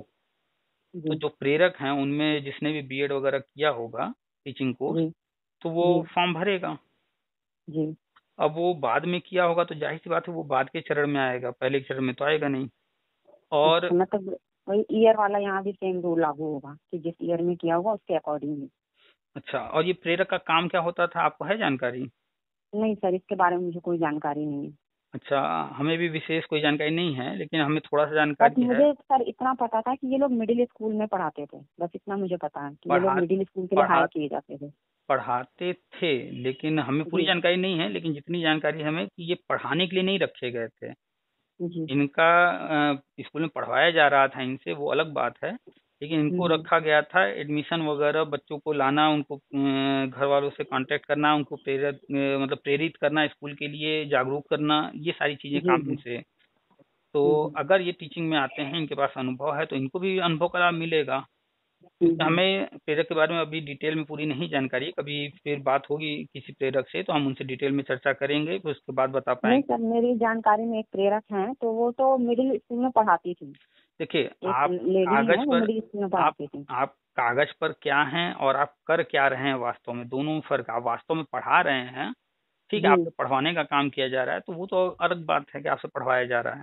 लेकिन अगर हम्म। कागज पे आप जो है पढ़ाने के लिए अपॉइंट नहीं है, तो जी जी सर्टिफिकेट आपका जो बनेगा, तो पढ़ाने के आधार पर पढ़ाने का अनुभव तो नहीं बनाएंगे, वो बनाएंगे जो कागज जी। पे दिख रहा होगा उसके आधार पर ओके। बनाएंगे। तो अगर जी जी। कागज पर अगर आप क्लर्क दिखाए गए हैं और क्लर्क दिखा करके लेकिन आपसे पढ़वाया जा रहा है, तो जब भी आप हम्म। अनुभव मांगेंगे तो वो पढ़ाने का थोड़ा ही देंगे, वो क्लर्क वाले जी काम का बिल्कुल। देंगे। तो इसके जी बारे में 100% श्योर नहीं है। अगर उन जी वो टीचिंग के लिए रखे गए थे, टीचिंग का अनुभव है उनको, तो टीचिंग का सर्टिफिकेट उनके पास होगा तो वो लगाएंगे तो अनुभव मिलेगा। जी। और जो बीएड वगैरह या जो कुछ किए होंगे तो वही आएंगे, बाकी जो नहीं किए होंगे वो तो आएंगे ही नहीं। बीएड तो खैर उन्होंने उस टाइम पर नहीं किया था सर, अभी 20 में उन्होंने क्लियर किया है उनसे बीएड। आपकी बात हो कभी तो जिक्र कीजिएगा जी कि ऑन पेपर उनका काम क्या था। ये जो प्रेरक योजना शुरू हुई थी, जी तो वो जी मूल उद्देश्य क्या था उसका, तो उसी के आधार पर ये कंफर्म होगा। अगर उनका जी ऑन पेपर पढ़ाने के लिए ही अपॉइंट किया गया था, जैसे शिक्षा मित्र हैं, जी ठीक है, तब तो कुछ मान जी के चलिए कि जो है उनको अनुभव का लाभ टीचिंग वाले में मिलेगा, अदरवाइज कोई जी लाभ नहीं मिलेगा उसका। जी। चलिए और कुछ बताइए। नहीं सर, बाकी सब तो हो गया, बट अभी मैंने आपका सुबह में आपने एक वीडियो डाला था हम्म जिसमें थोड़ा सा इकोनॉमिक्स के बारे में आपने उस जो भी इंसान थे जिससे आप बात कर रहे थे उनसे आपने चर्चा की थी इकोनॉमिक्स की थोड़ा सा। तो हम्म मैं थोड़ा सा सर आपसे इस बारे में थोड़ा सा डिस्कशन करना चाहूंगी कि बोलिए। आपने कहा था कि इकोनॉमिक्स काफी अच्छी है, मतलब ऐसा होना, प्राइवेटाइजेशन होना चाहिए क्योंकि ये देश की हम्म इकोनॉमी को डेवलप करती है, बढ़ाती है। हम्म बट सर आपको लगता है कि जो प्राइवेटाइजेशन है वो पूरी तरीके से सही है? क्या प्राइवेटाइजेशन के कुछ नेगेटिव पॉइंट्स नहीं है? अच्छा, चलिए हम आपके बात उस पर डिस्कस करते हैं। पहले एक चीज बताइए, जी आपको क्या लग रहा है आज के टाइम में जो ये निजीकरण हो रहा है कितने प्रतिशत हो रहा है? 100% है? तो 100% तो नहीं है, बट जिस तरीके से सारी चीजें सामने आ रही उस तरीके से लगता है कि आने वाले टाइम में 100% हो जाएगा। अच्छा, आप आने वाले टाइम का छोड़िए, हम लोग अभी जो है सामने भविष्य में तो भाई हो सकता है कल पृथ्वी ही न रहे, तो हम लोग भविष्य पर अभी नहीं जाते हैं। भविष्य जी पर बिल्कुल। जो अभी हम लोग चर्चा करने जा रहे हैं इसके बाद भविष्य वाला अलग से टॉपिक उठाएंगे। जी अभी बिल्कुल। वर्तमान में रहते हैं। आप हम्म, गूगल कर लीजिएगा, और जी हमारे देश में एक महान अर्थशास्त्री हुए हैं मनमोहन सिंह जी, हमने उनका भी जिक्र किया था, जी क्योंकि बिल्कुल, हाँ किया था आपने। करीब 10 साल वो जो है हमारे देश के प्रधानमंत्री रहे हैं, और बहुत बड़े अर्थशास्त्री भी माने जाते रहे हैं। आप उनके कार्यकाल में पूरा आप देखिएगा कि कब कब क्या क्या प्राइवेट हुआ है, कब क्या क्या जी बेचा गया है, और अभी का देख लीजिएगा, ठीक है। तो दोनों का अभी हम तुलनात्मक रूप में बता रहे हैं। तो अभी आप पाएंगे जी कि अभी ये सरकार उतना नहीं कर पाई जितना उस सरकार ने किया था। हम आपको कुछ गिनती भी करा दे रहे हैं, उसमें भी हमने गिनती कराया था। जैसे जी टेलीकॉम बिल्कुल। सेक्टर में आ जाइए, पहले बीएसएनएल हुआ करता था, लेकिन हम्म ये वोडाफोन, आइडिया, एयरटेल और भी बहुत सारी कंपनियां आई और गई। तो ये जी सारी कंपनियां अभी पिछले कुछ सालों में नहीं आई हैं, ये कम से कम 15-20 साल पहले आई हैं, जी उन्हीं के कार्यकाल में आई हैं। तो ये हो गया टेलीकॉम का एक उदाहरण। अब आ जी जाते हैं, दूसरा एक उदाहरण ले लेते हैं बैंकिंग सेक्टर का। आज भारत के अंदर बड़े जो बैंक हैं, प्राइवेट बैंक लोग ज़्यादा प्रेफर करते हैं। जितने बिजनेसमैन हैं वो या तो एचडीएफसी में जाएंगे, या आईसीआईसीआई में जाएंगे, या एक्सिस में जाते हैं। वो जी ये एसबीआई वगैरह में नहीं जाते हैं, उनको सर्विस जी वहाँ अच्छी मिलती है। और ये जो बैंक हैं वर्ल्ड लेवल पर हैं और काफ़ी अच्छा सर्विस देते हैं। तो ये जो तीनों जी बैंक भारत में आए, कब आए, इस पर भी आप कभी खोज कीजिएगा। हमने सिर्फ दो उदाहरण लिए, एक टेलीकॉम का लिया और एक बैंकिंग का लिया। जी ऐसे ही आ जाएं स्कूलों पर। जी स्कूल प्राइवेट आज कोई नया तो नहीं है, प्राइवेट स्कूल न जाने कब से चल रहे हैं। जी बिल्कुल चल रहा है। तो जिस वक्त ये चलना शुरू हुआ, तो उस वक्त की सरकारों ने इनको दिया चांस, इनको खोलने दिया, इनके लिए अप्रूवल दिया, तभी तो ये खुले। जी तो बिल्कुल। आप पहले तुलना कीजिए कि जो फेसबुक पर चल रहा है, जो व्हाट्सएप पे चल रहा है, जो अखबारों में चल रहा है, जो टीवी पर चल रहा है, उसको छोड़ दीजिए। जी आप पढ़ी लिखी हैं, आप जो है सारा इंफॉर्मेशन निकाल कर खुद तुलना कीजिए। यानी कि इसके पहले की भी सरकारें प्राइवेट बहुत तेजी से कर रही थी। ये सारी चीजें जी जो भी जी हमने गिनती कराया है ये पुरानी है। बिल्कुल। एचडीएफसी, आईसीआईसीआई, एक्सिस के बाद कोई चौथा आप नाम बताइए जो बड़ा बैंक हो और आया हो इंडिया में। फिर नहीं आया, यही तीन चल रहे हैं बड़े बैंक, और ये उन्हीं के कार्यकाल में आए हैं। तो ये सरकार तो अभी इतने तीन आप उनके कार्यकाल में आए, इनके कार्यकाल में हमें एक भी नहीं दिख रहा। तो ज्यादा कौन जी किया उनके कार्यकाल में? उनके कार्यकाल में वोडाफोन आया, एयरटेल आया, आइडिया आया, और पता नहीं क्या क्या आया, रिलायंस भी उसी समय शुरू हुआ। कोई एक नई कंपनी बताइए जो इनके कार्यकाल में आई हो टेलीकॉम में। जियो कोई कह सकता है, लेकिन जियो नया नहीं है, वो तो रिलायंस ही है। जियो तो रिलायंस आप की तुलनात्मक रूप से देखेंगी तो निजीकरण ज्यादा मनमोहन सिंह जी के कार्यकाल में हुए हैं। अभी तो ये हमें नहीं लगता है कि उनका आधा भी कर पाए हैं, पहली बात। सर दूसरी बात, एक्चुअली मेरा क्वेश्चन ये नहीं है कि किसकी सरकार में निजीकरण ज्यादा हुआ है, मेरा हम्म क्वेश्चन ये है कि अभी जो उसी भी पर ये आ रहे हैं, प्राइवेटाइजेशन। जी अभी उसी पर आ रहे हैं। तो जी हम पहले बोलिए। आपको ये इसलिए तुलनात्मक रूप से बता रहे थे कि कहीं न कहीं, चाहे ये सरकार चाहे इससे पहले की सरकार, निजीकरण के पक्षधर सभी रहे हैं। इस बात से आप सहमत हैं या नहीं? हाँ बिल्कुल बिल्कुल। हाँ, तो हम आपको यही पॉइंट आपको बताना चाहते थे तुलनात्मक रूप से, कि जो कुर्सी पर रहता है वो काम करता है, और जो कुर्सी से नीचे रहता है, जो सत्ता से बाहर रहता है, वो सही को भी गलत बता करके विरोध करता रहता है। ये आप हमेशा देखेंगी। तो जब मनमोहन सिंह या कांग्रेस या अन्य जो यूपी के अंदर सरकारें थी, सपा बसपा या जहां भी जो भी सरकारें थी, वो सब ये सब कर चुके हैं, लेकिन आज जो सत्ता में नहीं है तो वो अभी जो कर रहा है उसका विरोध कर रहे हैं। इसलिए हर जगह नेगेटिविटी फैली हुई है, फेसबुक पर भी लिखा जा रहा है, यहाँ वहाँ हर जगह। अच्छा, अब आते हैं निजीकरण सही है या गलत है। चलिए, हम पूरे विश्व में अगर बात किया जाए इकोनॉमी की, तो जो विकसित देश हैं आज, न जाने कब से वो विकसित हैं, तो वहां पर वो जो भी प्रणाली अपनाए हैं और वो विकसित हुए हैं जिस प्रणाली को अपनाकर, तो कौन सी प्रणाली रही है? आपने कभी ध्यान दिया होगा, पढ़ा होगा। तो वहाँ पे सर निजीकरण, ज्यादा से ज्यादा वही है कि सेल्फ डिपेंड होने की तरफ लोग ज्यादा मोटिवेट रहते हैं कि सभी लोग कुछ ना कुछ करें, कोई बैठा ना रहे। यानी कि आप अगर सेल्फ डिपेंड की बात कर रही हैं, यानी सरकार को छोड़ रही हैं, आप जनता पर आ रही हैं और जी, जो व्यवसायी वगैरह हैं उन पर आ रही हैं, यानी निजीकरण की ही आप बात कर रही हैं। क्योंकि जैसे कहते हैं ना इकोनॉमिक्स में कि पर हेड जो भी इनकम होती है वो पूरे देश को विकसित करने में, उसको डेवलप करने में कुछ ना कुछ योगदान जरूर देती है अपना। बिल्कुल, जो देश की जनता है, चाहे वो रिक्शा चलाने वाला हो या मजदूरी जी करने वाला हो या निम्न स्तर का जो भी हो, वो भी जो भी कार्य कर रहा है, आर्थिक कार्य, जी वो अर्थव्यवस्था में सहयोग कर रहा है, उसकी भी गिनती हो रही है। उसको नहीं पता है, लेकिन उसकी गिनती हो रही है। और जी कैसे गिनती होती है हम आप अच्छे से जानते हैं, वहाँ सांख्यिकी चलता है, स्टैटिस्टिक्स के जी। माध्यम से काउंट किया जाता है। तो मूल रूप से अगर हम लोग बात किया जाए, तो अर्थव्यवस्था तीन तरह से मूल रूप से देखा जाए, तो एक हो गया समाजवाद की बात कर लें, एक मिश्रित अर्थव्यवस्था हो गया, और एक पूंजीवाद। तो जो जी मिश्रित अर्थव्यवस्था है वो समाजवाद और पूंजीवाद के बीच का है, और भारत जी मिश्रित अर्थव्यवस्था में है, विकासशील देश में आता है। ठीक है। जी तो चाहे वो दुनिया का कोई देश हो, हर कोई विकसित देश बनना चाहता है। जी बिल्कुल। तो जब कोई भी नई अर्थव्यवस्था होती है, आपने पढ़ा होगा, तो वहां पर लोगों के पास इतना पैसा नहीं होता है कि वो कोई बड़ा काम कर सकें। आज तो हमारे देश में अंबानी है, अडानी है, चाहे जैसे भी ये बड़े बड़े काम कर रहे हैं, है ना, उनके पास पैसा है, जी लेकर आ रहे हैं कहीं ना कहीं से पैसा, और वो काम बड़े बड़े कर रहे हैं। लेकिन जब कोई जी नई अर्थव्यवस्था होती है, एक टाइम यही था कि अंबानी का नाम नहीं पता था किसी को, धीरू जी भाई अंबानी से पहले अंबानी कहीं थे ही नहीं दुनिया में, कहीं चर्चा ही नहीं जी था। ये बाद में हुए हैं ना, पैसा आया है तब आ गए हैं हमारे यहाँ और चर्चा में हैं। जी तो शुरू बिल्कुल। में जब भी कोई देश होता है, वहाँ की अर्थव्यवस्था जो होती है, तो उसमें जो लोग होते हैं उनका कोई डायरेक्ट रोल नहीं होता है।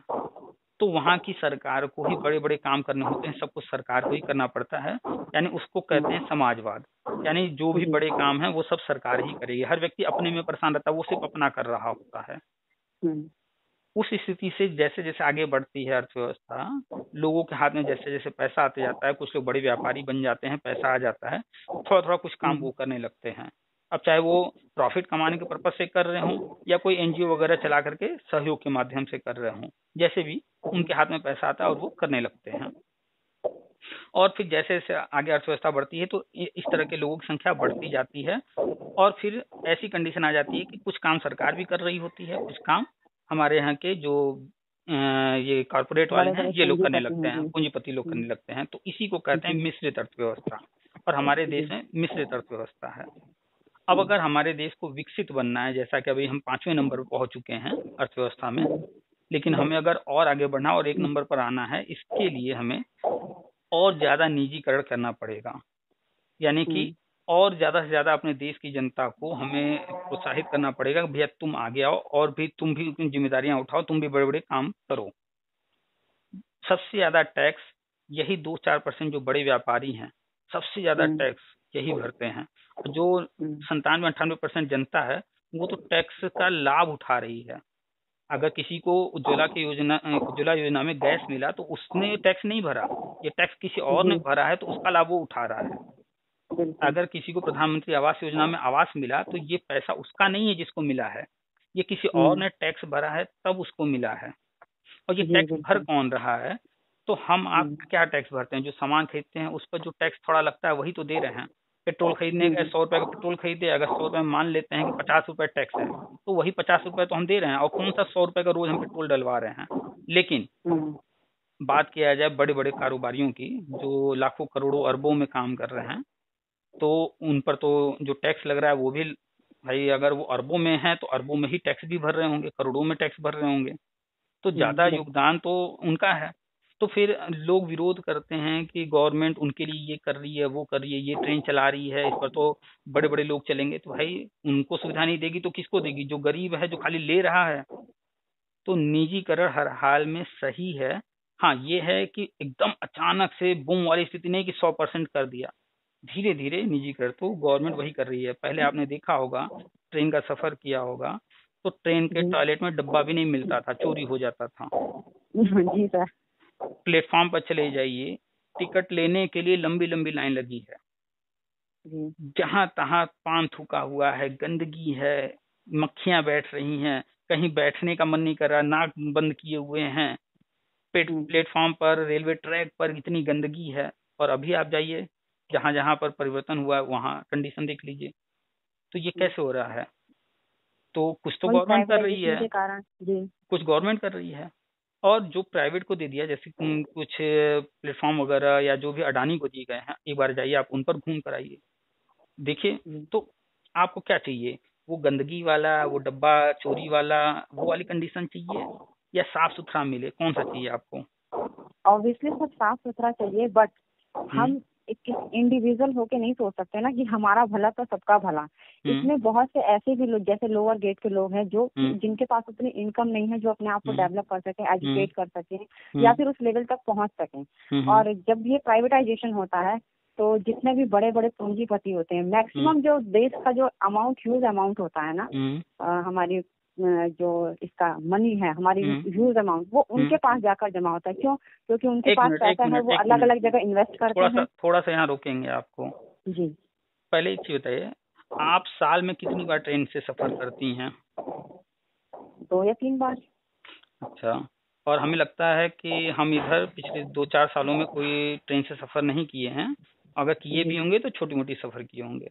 अच्छा, और जी। ये जो बिजनेसमैन हैं, ये लोग जी। साल में, महीने में कितना ट्रेन से सफर करते होंगे?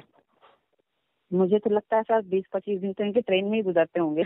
तो अब बताइए, तो जो सफर कर रहा है, जो उतना महंगे जी। महंगे टिकट ले रहा है, हम्म, जी। उनके जी। लिए जो वही तो टिकट खरीद रहा है, वही तो प्रॉफिट करा रहा है। तो उसको देख हाँ करके बिल्कुल। गवर्नमेंट चले जो ज्यादा कर रहा है।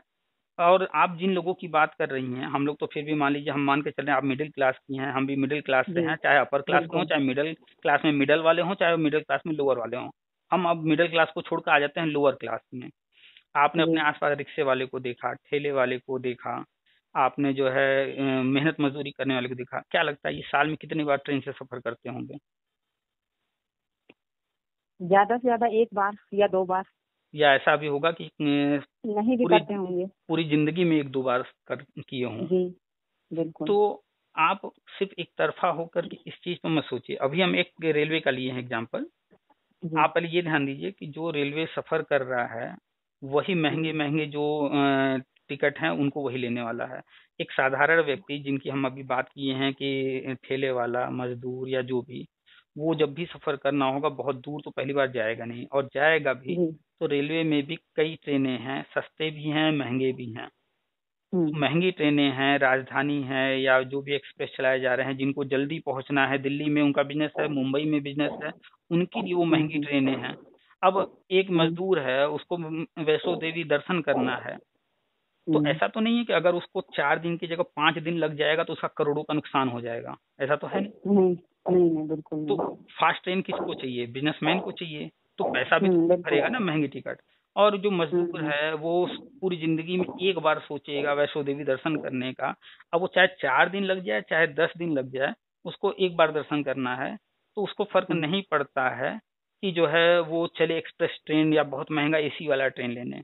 वो साधारण जी। सा ट्रेन लेगा, या बहुत सारे होंगे कि जो है स्लीपर में सबसे सस्ता वाला ट्रेन लेकर के जैसे भी वहां पहुंच के जाएंगे, दर्शन कराए जीवन में एक बार।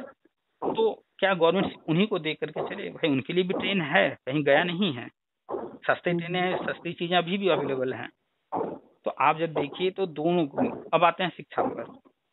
जी। ज्यादातर जो विरोध होता है वो खास तौर पे हम्म। भड़काने के लिए शिक्षा की बात की जाती है।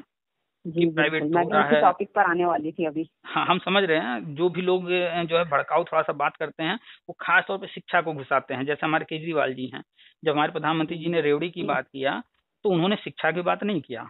भाई हमारे भारत में आज भी जो है केंद्र सरकार, राज्य सरकारें शिक्षा पर बहुत सारे जो है निःशुल्क कार्यक्रम चला रहे हैं। राष्ट्रीय शिक्षा नीति में तो आरटी एक्ट में कहा गया कक्षा 8 तक निःशुल्क, और यही बीजेपी सरकार लेकर आई है राष्ट्रीय शिक्षा नीति, उसमें उन्होंने 12 तक कर दिया निःशुल्क शिक्षा। पढ़िए आप आरटी एक्ट, उसमें 12 तक का कर दिया गया। और जाइए पता कीजिए 12 तक सरकारी स्कूलों में कहाँ कितनी फीस लग रही है और आगे अभी क्या योजना है वो पढ़िए राष्ट्रीय शिक्षा नीति में। तो पहली बात तो शिक्षा हर जगह नहीं आता है। वो केजरीवाल जी जबरदस्ती जहाँ भाषण दे रहे हैं तो रेवड़ी की बात करते करते क्या, और फिर लोगों से कहते हैं क्या फ्री शिक्षा देना जो है रेवड़ी बांटना है। भाई उन्होंने कब कहा शिक्षा की बात? तो अगर किसी ने कोई लाइक कर रहा है केजरीवाल को और उनको वो सुन रहा है तो उसके दिमाग में तो यही आएगा कि हाँ ये तो सही बोल रहा है, शिक्षा फ्री मिलनी चाहिए। भैया शिक्षा फ्री मिल रही है, शिक्षा को रेवड़ी नहीं कहा जा रहा है, ना कहा गया है। शिक्षा पर आप पहले पूरी जानकारी तो लीजिए। राष्ट्रीय शिक्षा नीति में कक्षा 8 से जो 8 तक जो था निःशुल्क शिक्षा, उसको बढ़ा करके इंटर तक किया गया है। जो भी निःशुल्क और अनिवार्य शिक्षा की बात पहले 8 तक करती थी पिछली सरकारें, अब राष्ट्रीय शिक्षा नीति में वो इंटर तक किया जा रहा है। और आप अपने आसपास देखिए, जितने भी आ, ये हैं जो ग्रेजुएशन वगैरह हैं कॉलेज, उनमें देखिए टैबलेट वगैरह गवर्नमेंट दे रही है फ्री में। हमने फोटो भी ग्रुप में बहुत सारे डाले, कई कॉलेजों के बच्चों ने डाला था फोटो, हमने वो डाला। तो क्या ये शिक्षा का जो आप ये टैबलेट उनको बेचा जा रहा है, क्या फ्री में दिया जा रहा है ना? तो आप कैसे कह सकते हैं कि नहीं गवर्नमेंट निःशुल्क कुछ नहीं कर रही है, शिक्षा पर कुछ नहीं कर रही है?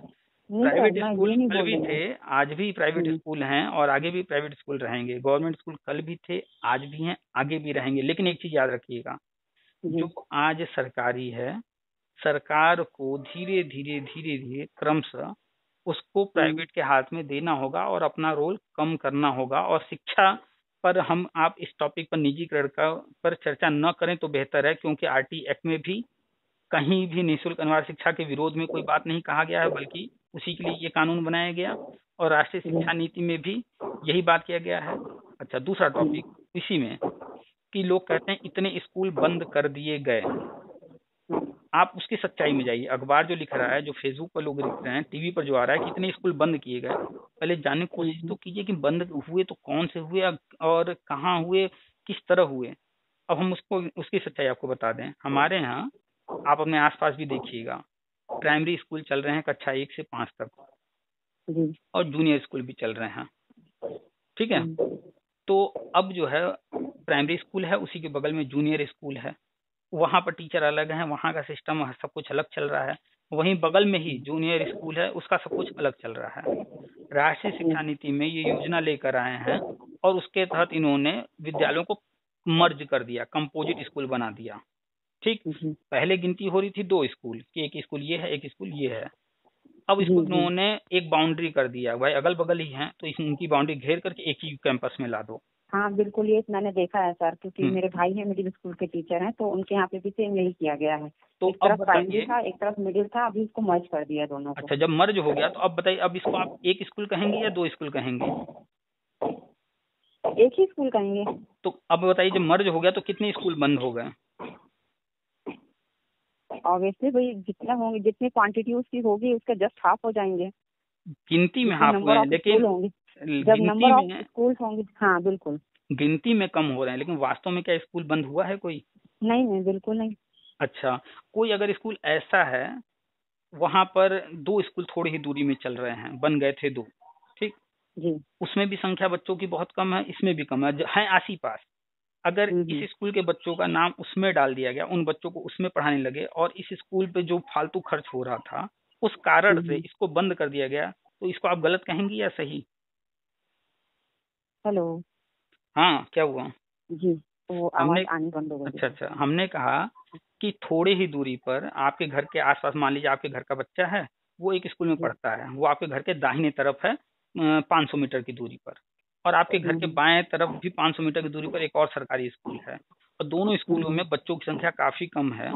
गवर्नमेंट अगर ये काम करेगी, बच्चों की संख्या कम है और दूरी भी बहुत कम है, दोनों स्कूल को जो है अलग अलग बजट दे रही है, खर्चे उतने ही आ रहे हैं। आप जानती हैं कि एक पर करना हो चाहे दो पर, लगभग दो पर करने में बजट ज़्यादा खर्च होगा और मर्ज हो जाएंगे तो कम खर्च आएगा।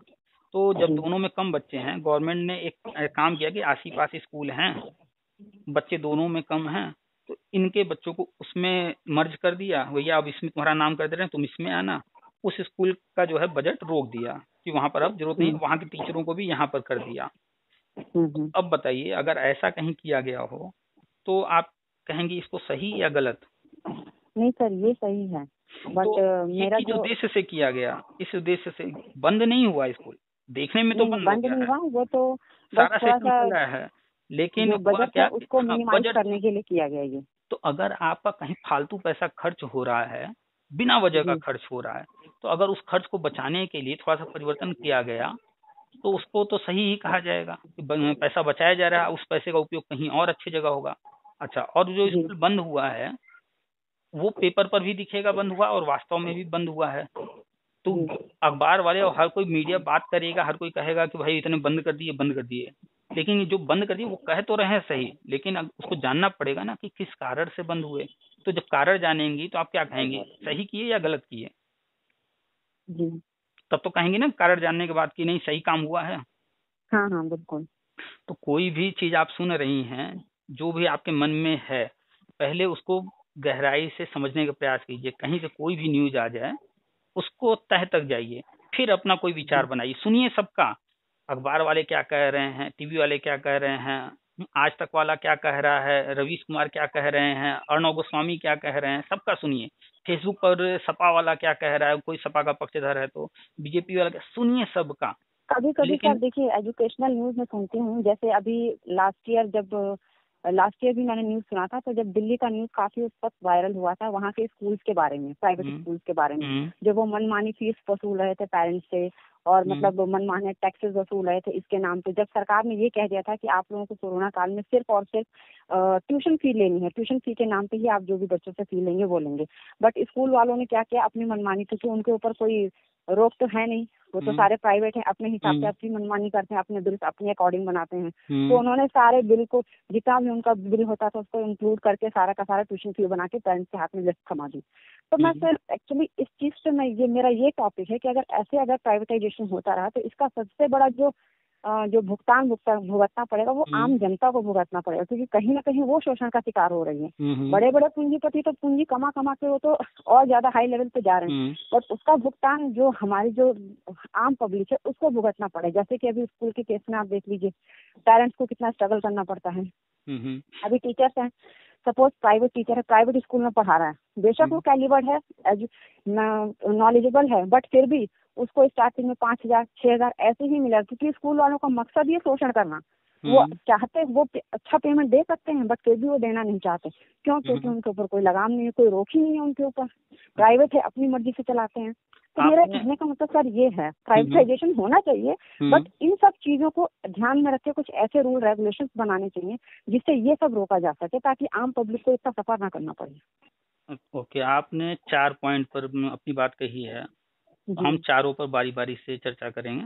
आप बोल रही थी, हम जी लिख रहे थे। हम जब भी जी किसी जी से बात करते हैं, अपने हाथ में पेन रखते हैं और एक पेपर रखते हैं, सामने वाला क्या कह रहा है। तो जी चूंकि सामने वाला तो अपनी बात कह रहा है, लेकिन उसमें वो पॉइंट क्या क्या ले आया, उस पॉइंट पर जी जाके डिस्कस करेंगे तो किसी निष्कर्ष पर पहुंचा जा सकता है। और हम उम्मीद जी भी यही करते हैं लोगों से, हम कहते भी हैं कि आप भी जो है एक पेन पेपर ले करके बैठिए और पहले से लिखे रहिए किस पर चर्चा करना है, और चर्चा के दौरान भी बहुत सारे पॉइंट निकल के आएंगे, तो जी उनको पहले लिख लीजिए और जो चर्चा चल रही है चलने दीजिए, फिर बाद में जो निकल जी के आया है पॉइंट उसको अलग से चर्चा कर लेंगे। तो जी आपने जो बताया, तो उसमें एक पहला पॉइंट हमने जो नोट किया है, आपने दिल्ली के स्कूलों की बात की, तो जी सिर्फ जी एक सर, पॉइंट दिल्ली का मैंने सिर्फ एक एग्जांपल दिया सर, मोस्ट ऑफ द हम स्कूल्स में ऐसा ही आपने होता है एग्जाम्पल प्राइवेट दिया, स्कूल्स में। आपने एग्जाम्पल जी दिया है, उन्हीं एग्जाम्पल्स को, उन्हीं पॉइंट को हमने नोट किया है। और जो जो जी पॉइंट आपकी बातों से निकल के आया है, हम सारे डिस्कस कर लेंगे, फिर आप अंतिम में बताइएगा कुछ छूट जाएगा तो। जी ठीक है, हमने जो नोट की है बिल्कुल। एक क्रम से हम चल रहे हैं। जी आपने पहला जो उठाया है दिल्ली की बात, हमने दिल्ली शब्द पकड़ लिया है। ठीक है, जी हम इस पर अभी डिस्कस करेंगे और आपके जी पॉइंट पर भी हम सारे पॉइंट पर आएंगे। लेकिन अभी जी एक जो पॉइंट पहला हमने लिखा है हम उस पर आते हैं। जी दिल्ली की बात हम इसलिए पकड़े हैं क्योंकि आजकल चर्चा में है दिल्ली के स्कूल, इसलिए जी हमने उठाया बिल्कुल। कि ये एक बड़ा टॉपिक बन सकता है ये। जी तो बिल्कुल आजकल बिल्कुल। चर्चा में है कि दिल्ली में मॉडल स्कूल बना है, ऐसा है, विदेश तक चर्चा है, ऐसा है वैसा है। ठीक है। इस पर भी जी काफी लोग जो है खूब लिखते रहते हैं, फोटो वोटो डालते रहते हैं।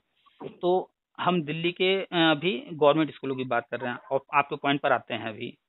तो जी जो तुलना कर रहे हैं लोग, दिल्ली में स्कूल ऐसा बन गया और अपने यूपी में नहीं है, तो उनको तुलना करने से पहले ये सोचना चाहिए दिल्ली हमारे देश की राजधानी है, पहली बात।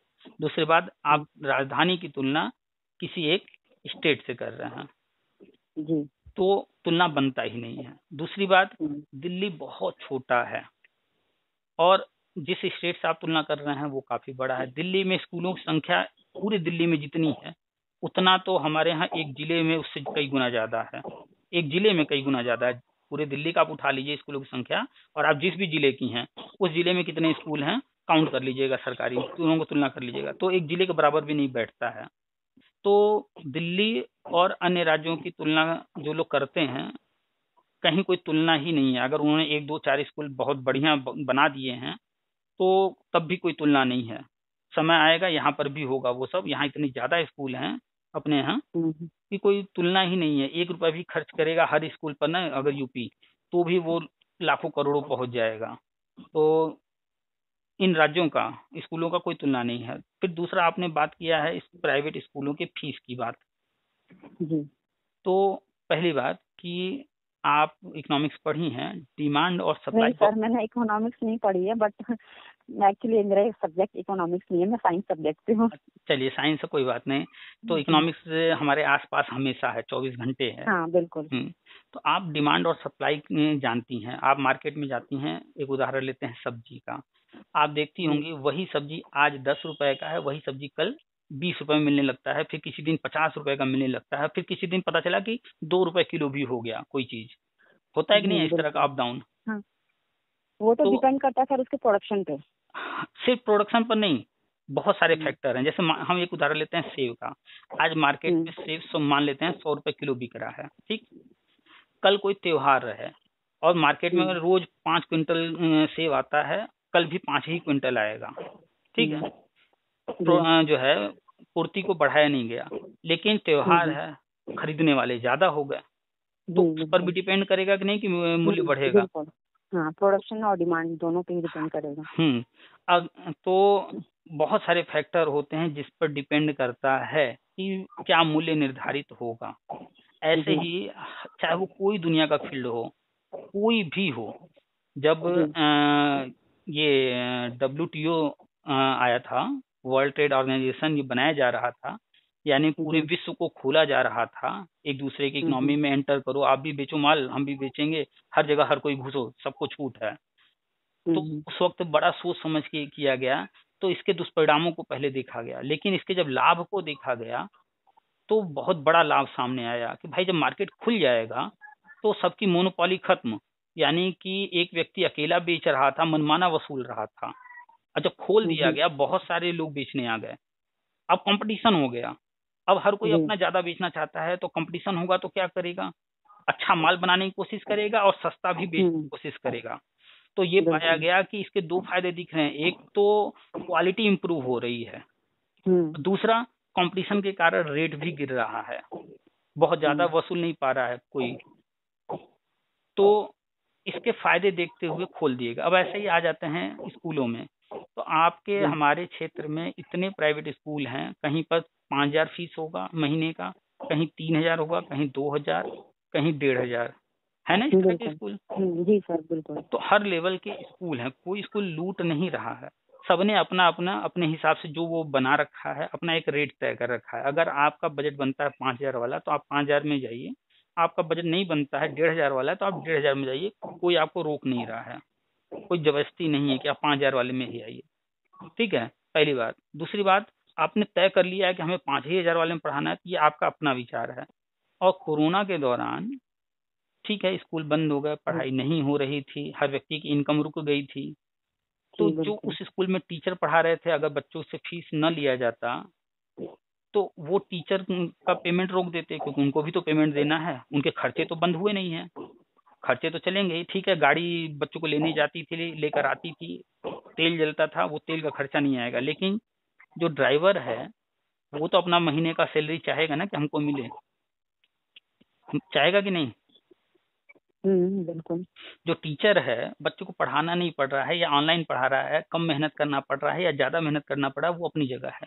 लेकिन उसको अगर 10,000 मिल रहा था या 20,000 मिल रहा था, जो भी मिल रहा था, वो तो एक्सपेक्ट करेगा ना कि हमें वो मिलता रहे। कोरोना में हर कोई चाह रहा था। तो वो फीस, वो सैलरी देने के लिए फीस हर हाल में लेना ही पड़ेगा। इसीलिए फीस माफ नहीं किया गया। अब फीस में कहा गया कि भाई आप ये कम कर दीजिए, वो कम कर दीजिए, इस चीज का ले सकते हैं, इसका बस लीजिए, यानी मैनेज कर लीजिए, थोड़ा 19-20 थोड़ा टीचर्स की कटौती कर लीजिए सैलरी में, थोड़ा फीस में छूट दे दीजिए, बैलेंस बना लीजिए। और कुछ स्कूलों ने इस चीज को बैलेंस किया, कुछ ने नहीं किया। जैसे भी करके कोरोना निकल गया, जी। है ना। वो एक बिल्कुल। बुरा वक्त कह लें या जो भी कह लें, लोग उसे बुरा वक्त कहते हैं, हम उसे अच्छा वक्त कहते हैं, क्योंकि बहुत कुछ सिखा कर गया है, बहुत कुछ पॉजिटिव बिल्कुल। करके गया है, पूरे इकोनॉमी को, पूरे वर्ल्ड की इकोनॉमी को चेंज कर दिया है। आज जो है, इन्वायरमेंट को भी। हाँ, एनवायरनमेंट को भी। और आज जो है, आप विश्वास नहीं करेंगे कि जो टीचिंग का प्लेटफॉर्म है, एक हम एग्जांपल ले रहे जी। हैं सिर्फ, इतना जी। बूम कर गया है, ऑनलाइन टीचिंग इतना इम्प्रूव हो बिल्कुल, चुका है। आजकल ऑनलाइन टीचिंग सर एक से बढ़कर एक क्लासेस अवेलेबल हैं, जो हम्म। कि शायद ऑफलाइन में नहीं है। हाँ, तो बहुत सारी चीजें अच्छी हुई हैं। खैर, जी तो आप बिल्कुल। इस चीज को समझिए कि आप एक बच्चे की माँ हैं, 2 बच्चे की माँ हैं, आपको फीस देना था, आपके घर में जो इनकम का जरिया था, वो जो भी डिसबैलेंस हुआ कोरोना के दौरान, इनकम हुआ नहीं हुआ, चाहे व्यापार करते हो, चाहे बिजनेस, वो कोई जॉब करते हो, पेमेंट आ रहा था नहीं आ रहा था, इस वजह से आप बच्चे की फीस को लेकर के इशू जो बना, आपके मन में है कुछ चीजों को लेकर शिकायत। लेकिन वास्तव में जब आप गहराई में जाएंगी, स्कूलों पर क्या है, अब क्या उनके यहाँ अगर 20 टीचर हैं, वो जो इतने सालों से पढ़ा रहे हैं, या कोई नया भी आया है, तो क्या उसको भूखों मरता छोड़ देते वो, कि उसको सैलरी देना पड़ेगा? नहीं सर, लेकिन जैसे अभी गवर्नमेंट ने कहा था कि थोड़ा सा आप मैनेज कीजिए, थोड़ा सा आप में कुछ स्कूलों ने मैनेज किया, बट कुछ स्कूलों ने मैनेज नहीं किया, तो मेरा बस तो वही था। उसको समझिए ना कि जो स्कूल मैनेज किए, हो सकता है उनके पास इस तरह के बजट रहे हों, वो अपना कॉम्प्रोमाइज कर पाए हों। देखिए, सोच पर भी डिपेंड करता है।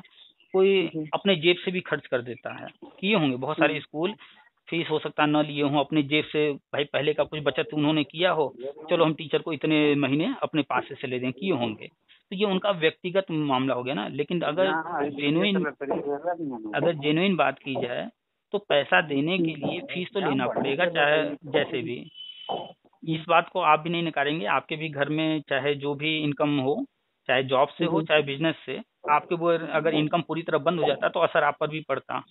तो उन जी टीचरों बिल्कुल। के बारे में भी सोचिए। और दूसरी बात, फीस कम ज्यादा है, क्यों इतना ले रहे हैं, क्या कर रहे हैं, तो आप जानिए कि प्राइवेट पर गवर्नमेंट का कोई अधिकार नहीं बनता है कि हस्तक्षेप करे। हाँ, कुछ रूल रेगुलेशन होने चाहिए।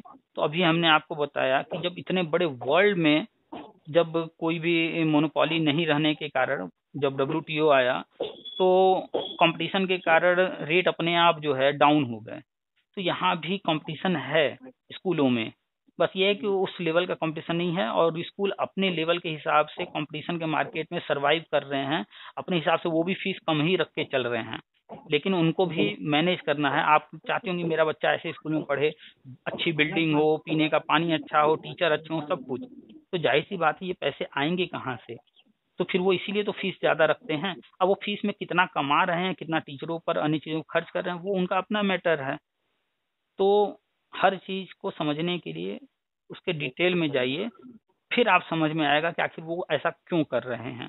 हाँ, मनमाना जहाँ कहीं कुछ गलत हो रहा है, तो हम उसको सही नहीं कह रहे हैं। टीचर्स को कहीं साइन कराते हैं ज्यादा पेमेंट पर, देते कम हैं, ये गलत जी है। बिल्कुल, मेरा टॉपिक यही है एग्जैक्टली कि गवर्नमेंट को एटलीस्ट इस तरफ कुछ ना कुछ रूल रेगुलेशंस बनाने चाहिए, ताकि इसमें जो भी प्राइवेट में भी जो जॉब कर रहे हैं उनका हम्म, एटलीस्ट शोषण ना हो, क्योंकि हर इंसान उतनी ही मेहनत कर रहा है।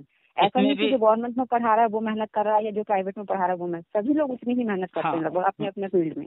इसमें भी जो है, आपको दूसरा पहलू हम दिखाते हैं। आपका पहलू सही है, हम उसको स्वीकार कर रहे हैं। हम आपको दूसरा पहलू दिखा रहे हैं। हम मान लेते हैं, हम अपनी बात करते हैं कि हम किसी स्कूल में पढ़ा रहे हैं। वो स्कूल हमसे हम्म। कहता है, भैया आपको जो है 20,000 पे साइन करना पड़ेगा, और हम आपको 10,000 देते रहेंगे। हम्म। तो हम कहेंगे, भैया हम क्यों ऐसा करें, हम गलत नहीं करेंगे। अगर हमसे आप या तो 10,000 पे साइन कराइए, या 20 पे करा रहे हैं तो 20 दीजिए।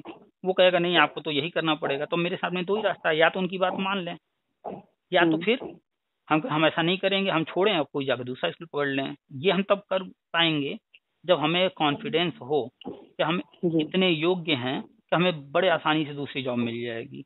तो क्या 100% टीचर इतने योग्य हैं, अपने आप को इतना योग्य मानते हैं कि वो तुरंत दूसरी जॉब ले लेंगे लात मार कर? नहीं। 5% भी ऐसे टीचर नहीं है जिनको कॉन्फिडेंस हो। तो टीचर को ये देखना पड़ेगा ना कि जो है वो किस लेवल के हैं। ठीक है, शोषण हो रहा है, लेकिन उसे ये भी देखना पड़ेगा कि आखिर उसका शोषण क्यों हो रहा है। कुछ ऐसे भी टीचर होंगे जो स्कूल वाला चाहता होगा नहीं ये हमारे यहाँ से जाए ही ना। तो अगर वो कह रहा है कि सर हमारा 2000 बढ़ा दीजिए, ठीक है भाई चलो 2000 बढ़ा दे रहे हैं लेकिन तुम जाना मत, वो कहेगा 2000 बढ़ा दीजिए, तो उसकी बात वो भी मान लेंगे। कैसे उसके साथ इस तरह से ट्रीट कर रहा है? क्यों? क्योंकि उस लेवल का टीचर है। एक व्यक्ति है फिजिक्स वाला, आपने कभी सुना होगा? जी सर, मैंने सुना है, उनका वीडियो भी देखा है। हाँ, उनका वीडियो भी हमने देखा है, एक्चुअल नाम हमें नहीं पता उनका जी, लेकिन फिजिक्स वाला के नाम से फेमस है, इसी नाम से उनका सब कुछ है भी, यूट्यूब वगैरह। बिल्कुल। जी जी बिल्कुल। उनको 75 करोड़ का ऑफर हुआ था और आज से कुछ सालों पहले हुआ था, और उनका कहना है कि 2022 में वो कह रहे थे कि आज भी हम 75 करोड़ नहीं कमा पाए हैं, मेरे पास 75 करोड़ नहीं है। अगर हम कुछ जब ऑफर हुआ था, अगर उस समय हम ऑफर एक्सेप्ट कर लिए होते तो मेरे पास एक साथ 75 करोड़ होते। आखिर उस व्यक्ति ने 75 करोड़ का ऑफर कैसे ठुकरा दिया? उसको कॉन्फिडेंस था अपने ऊपर, और कॉन्फिडेंस ही उसको आज इस लेवल पर लाकर रख दिया है कि वो नंबर 1 पर है जी।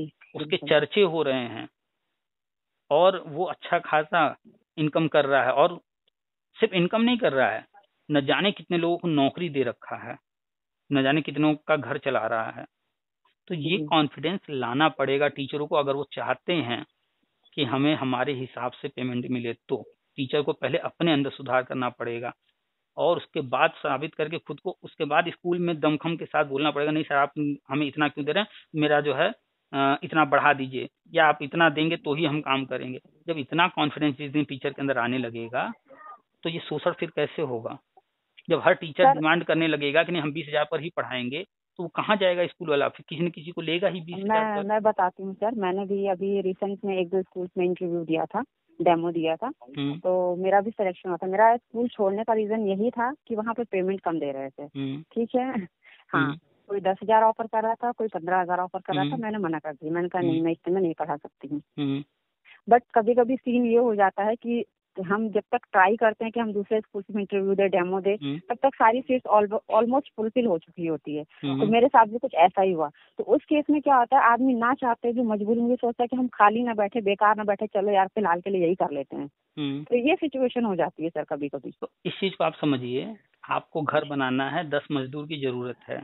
आप बाजार में जाएंगी, वहां पर ऐसे भी मजदूर मिलेंगे कहेंगे कि हम 500 में काम करने को तैयार हैं, कुछ ऐसे भी होंगे कहेंगे कि नहीं हम 800 रुपए लेंगे।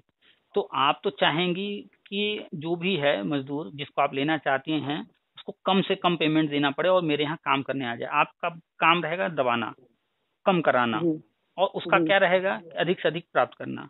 तो अधिक से अधिक वही पाएगा मजदूर जिसके अंदर टैलेंट होगा, पता होगा कि हाँ ये व्यक्ति बढ़िया काम करता है। आपको घर में वायरिंग कराना हो तो आप किसको पकड़ेंगे? जो बढ़िया काम करता होगा, जानकारी होगा नहीं ये बढ़िया से करता है हर चीज, उसी को भले वो 1 रुपए की जगह 4 रुपए ले रहा हो, 4 गुना ले रहा हो, लेकिन फिर भी आपको अगर बढ़िया काम कराना है तो आप उसी को पकड़ेंगी, है ना? तो वही चीज फिर से आ जाता है कि इस लेवल का बनना पड़ेगा। स्कूल वाले का अपना है कि हमें जो है कम से कम खर्च में जो है टीचर रखना है, वो दबाने की कोशिश करेगा। अगर यही आपके सीवी में लिखा हो कि आप जो है डीपीएस में इतने साल का एक्सपीरियंस है आपके पास, डीएवी में इतने साल का है, नवोदय में, केंद्रीय विद्यालय में, बड़े बड़े जो संस्थान उनके आपके सीवी में नाम हो, फिर आप किसी स्कूल में जाइए, वो आपको क्या भगाना चाहेगा कि रखना चाहेगा?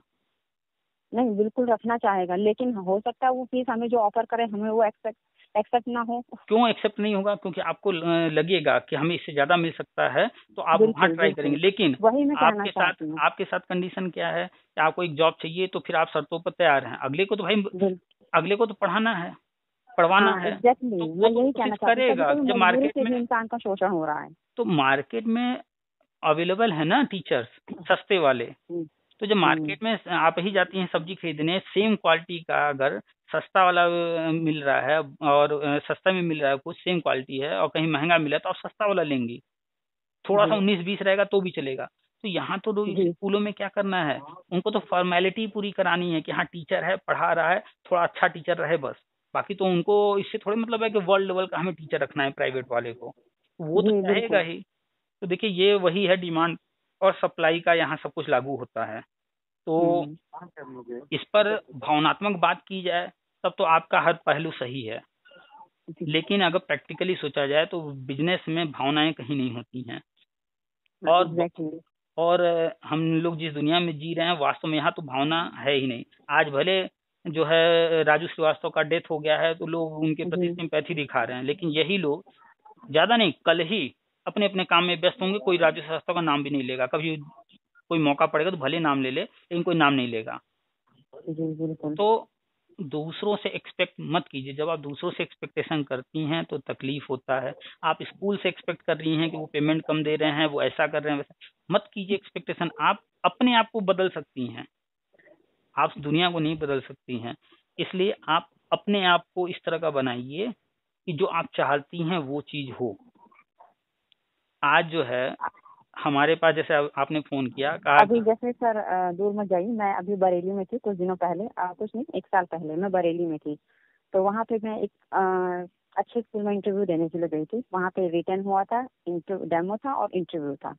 उसमें सैलरी एक्सपेक्टेशंस पूछा जाता है, तो सब लोग अपनी अपनी एक्सपेक्टेशंस लिखते हैं। तो वहाँ पे जो सिलेक्शन का प्रोसीजर होता है उसको मैं आपको बता रही हूँ। प्राइवेट स्कूल्स का फंडा होता है कि उन्हें अच्छे टीचर भी चाहिए और कम दाम पे भी चाहिए। तो वो अच्छा, लोग क्या एक करते मिनट, हैं आपने जो बोला है, आप अभी जी आज जाएंगी सेब खरीदने, टमाटर खरीदने, जी।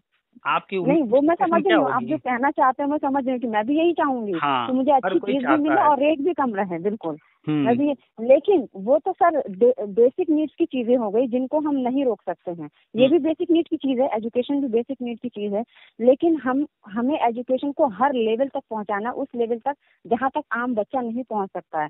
तो इसके लिए हमें उसकी फीस को उतना मिनिमाइज करके रखना पड़ेगा कि आम बच्चा जो है जो तो गरीब उसके परिवार से, लिए वो भी अच्छे से अच्छा एजुकेशन उसको भी प्रोवाइड हो सके। तो मेरे ये टॉपिक ये है। बताइए, ये बताइए, अभी 69,000 भर्ती हुई, उसमें 69,000 लोग नौकरी पाए और सुपर टेट दे करके, ये आप 69,000 लोगों को मानती हैं कि नहीं ये अच्छे टीचर होंगे? जी बिल्कुल। इसके पहले 68,500 हुआ था, उसमें लिखित परीक्षा हुआ था, टेट सारे हम्म पास इसमें भी थे उसमें भी, और उसमें लिखित परीक्षा हुआ था। तो लिखित हम्म परीक्षा पास करके टीचर गए हैं, तो आप मानती हैं वो भी योग्य होंगे, काफी अच्छे होंगे? बिल्कुल। तो ये अच्छे टीचर गए कहाँ? सरकारी स्कूलों में। सरकारी स्कूलों की फीस क्या है? 0। तो गवर्नमेंट तो कर ही रही है अपनी तरफ से। हम्म। अब क्या वो प्राइवेट वालों को भी बांध दे कि भैया अपने यहाँ एकदम 0 कर दो फीस? नहीं प्राइवेट सर, में भी फीस पच्चीस जीरो ना प्रतिशत करें, पच्चीस फीस प्रतिशत जीरो ना आरटी करें, बट लागू है। जी। वहां पर भी आरटी एक्ट जो है 25% लागू है, वहां पर 25% सीटों पर वही सिस्टम है जो गवर्नमेंट स्कूलों में है। लोगों को जानकारी नहीं है, लोग जागरूक नहीं है। जाइए स्कूल में बात कीजिए कि आरटी के कितने पद भर गए हैं, कितने खाली हैं। वैसे भी आरटी वाले अब डायरेक्ट नहीं भरे जा रहे हैं, वो हम्म गवर्नमेंट जारी करती है विज्ञापन, विज्ञापन जारी होता है, उसमें फॉर्म भरना होता है। उसके बाद हर स्कूल में बच्चों को गवर्नमेंट दे रही है आरटी के तहत एडमिशन। हम्म तो हम्म नियमों को जानिए, उसके तहत अपने बच्चे का एडमिशन कराइए, फ्री में पढ़ाइए, बड़े स्कूल में पढ़ाइए, चाहे वो डीएवी हो, डीपीएस हो, सब में 25% जो है आरटी एक्ट लागू है। वहां पर भी एडमिशन हो रहे हैं, लेकिन लोगों को जानकारी नहीं है। तो स्कूल वाले क्या करें? आप गई, आपके बच्चे का एडमिशन आरटी में कर दिया, लेकिन आपको बताएगा नहीं। भाई वो भी तो अपना फायदा चाहता है ना, क्यों बताने जाए आपको? तो आपको बताएगा नहीं, पेपर पर आरटी में आपका बच्चा चल रहा है, लेकिन आपसे वो फीस ले रहा है। तो अब वो जब फीस आपसे ले रहा है तो कहीं ना कहीं आपको या तो रसीद नहीं दे रहा होगा, या कुछ लिखना फर्जी रसीद दे रहा होगा। तो वो रसीद नहीं दे रहा है, क्यों नहीं दे रहा? वो अगर फर्जी रसीद दिया है तो सही है या फर्जी रसीद है, इसकी जांच पड़ताल वो तो आम जनता को करना पड़ेगा ना। सरकार कहाँ से बिल्कुल। आकर एक एक व्यक्ति का जो है पकड़ पकड़ के देखेगी? नहीं तो नहीं, वो आम तो जनता सरकार को, का तो काम इसके नहीं लिए है। तो आम जनता को जागरूक होना होगा ना। 25% बिल्कुल। आरटी एक्ट के तहत हर स्कूल में सीटें जो है वो एक तरह से आरक्षित हैं। और इस बात की जानकारी गवर्नमेंट ने 2009 से अब तक न जाने कितनी बार पेपर में ऐड दिया, टीवी पर न्यूज आया, इस पर ऐड आता रहता है, रेडियो के माध्यम से प्रचार करती है, हर साल खूब प्रचार किया जाता है। फिर भी जनता को पता है? नहीं पता है। क्यों? क्योंकि इस पर ध्यान ही नहीं देते। वो अपना फायदा खुद ही नहीं सोचते हैं। तो इसमें अब गवर्नमेंट क्या कर सकती है? गवर्नमेंट तो चिल्ला चिल्ला के बताती है कि 25% सीटें जो आरटी के तहत हैं। अब लोग अवेयर न हो, उसका फायदा उठाना न चाहें तो कोई कैसे करे। केंद्रीय विद्यालय में, नवोदय विद्यालय में सिंगल चाइल्ड बेबी को जो है, अगर एक बच्चा है जिसका सिर्फ, उसको निःशुल्क शिक्षा का है। कुछ लोग जानते हैं, इसका लाभ उठाते हैं, कुछ लोग नहीं जानते हैं, नहीं उठाते हैं। तो ऐसा नहीं है कि चल ही नहीं रहा है योजना। अभी प्रधानमंत्री आवास योजना के तहत घर दिए गए हैं। एक भाई साहब से मेरी चर्चा हो रही थी, वो कह रहे थे कहाँ मिला है, किसी को नहीं मिला है। हमने कहा आइए हमारे यहाँ, हम आपको दिखा दें। हम सिर्फ अपने घर के आसपास थोड़ा सा दूरी जा करके, थोड़ा दूर जाकर गिने तो एक लाइन से घर मिले हुए हैं, जो एक जो है चप्पल नहीं खरीद सकते थे, एक जूता नहीं खरीद सकते थे, जो सुबह से शाम तक 100 रुपए नहीं कमा पाते हैं, उनके आज पक्के घर बने हुए हैं, पीलर वाले। फिर जब उन भाई साहब से मेरी बात हुई बाद में, तो वो फिर अपने यहाँ कभी लगे बताने, हाँ हमारे यहाँ। भाई आप ध्यान ही मत दो तो वो अलग बात है। तो योजनाएं तो चल रही हैं, धरातल पर चल रही हैं, कुछ योजनाओं में धांधली हो रही है, कुछ जेन्युइन चल रहे हैं। मैं भी यही कहना चाहती हूँ कि योजनाएं बेशक चल रही हैं सर, पर वो सिर्फ पेपर पे, रियलिटी इससे काफी दूर है। तो रियलिटी जब करने जाते हैं ना, तो हम कुछ और ही सिचुएशन फेस करनी पड़ती है वहाँ पर। देखिए, हर व्यक्ति, हमने कहा कई बार कहा, स्वार्थी है। हर व्यक्ति अपना लाभ चाहता है। अगर आप पढ़ा रही हैं, आपको 10,000 मिल रहा है, तो आप चाहेंगे कि 15,000 मिलने लगे, 20,000 मिले, है ना। और आप अगर स्कूल में पढ़ा रही हैं, हम पर्सनली आपकी बात नहीं कर रहे हैं, हर टीचर की बात कर रहे हैं। हर टीचर चाहता है कि 8 पीरियड न पढ़ाने के बजाय हमको एक आध पीरियड ऑफ मिल जाए। अगर उसको कहीं मौका मिलता है कि कोई जो है देख नहीं रहा है, तो वो थोड़ा सा कहीं, अगर उस तरह का टीचर है आराम पसंद वाला, तो वो क्लास में उतना मन से कभी कोई पढ़ाता भी नहीं। तो आराम तो हर कोई ढूंढता है, अपना लाभ हर कोई ढूंढता है। एक एक व्यक्ति को 130 करोड़ में एक एक चीज पर कितना कोई नजर रखेगा। इसके लिए आम जनता को इस लेवल पर आना पड़ेगा, जागरूक होना पड़ेगा कि जहाँ भी गलत हो रहा है तो उसके लिए आवाज उठाए, वहां तक अपनी बात पहुंचाए जहां पर उसका हल हो सकता है। तो सिर्फ कंप्लेन करने से कुछ नहीं होगा, आगे बढ़ करके करने से होगा। और अपने लिए ही नहीं करना होगा। ठीक है, हम सक्षम है, हम अपने लिए कर लेंगे, लेकिन जो सक्षम नहीं है, जिसको जानकारी नहीं है, जो पढ़ा लिखा नहीं है, तो उसके लिए पढ़े लिखे लोगों को, सक्षम लोगों को आगे आना होगा।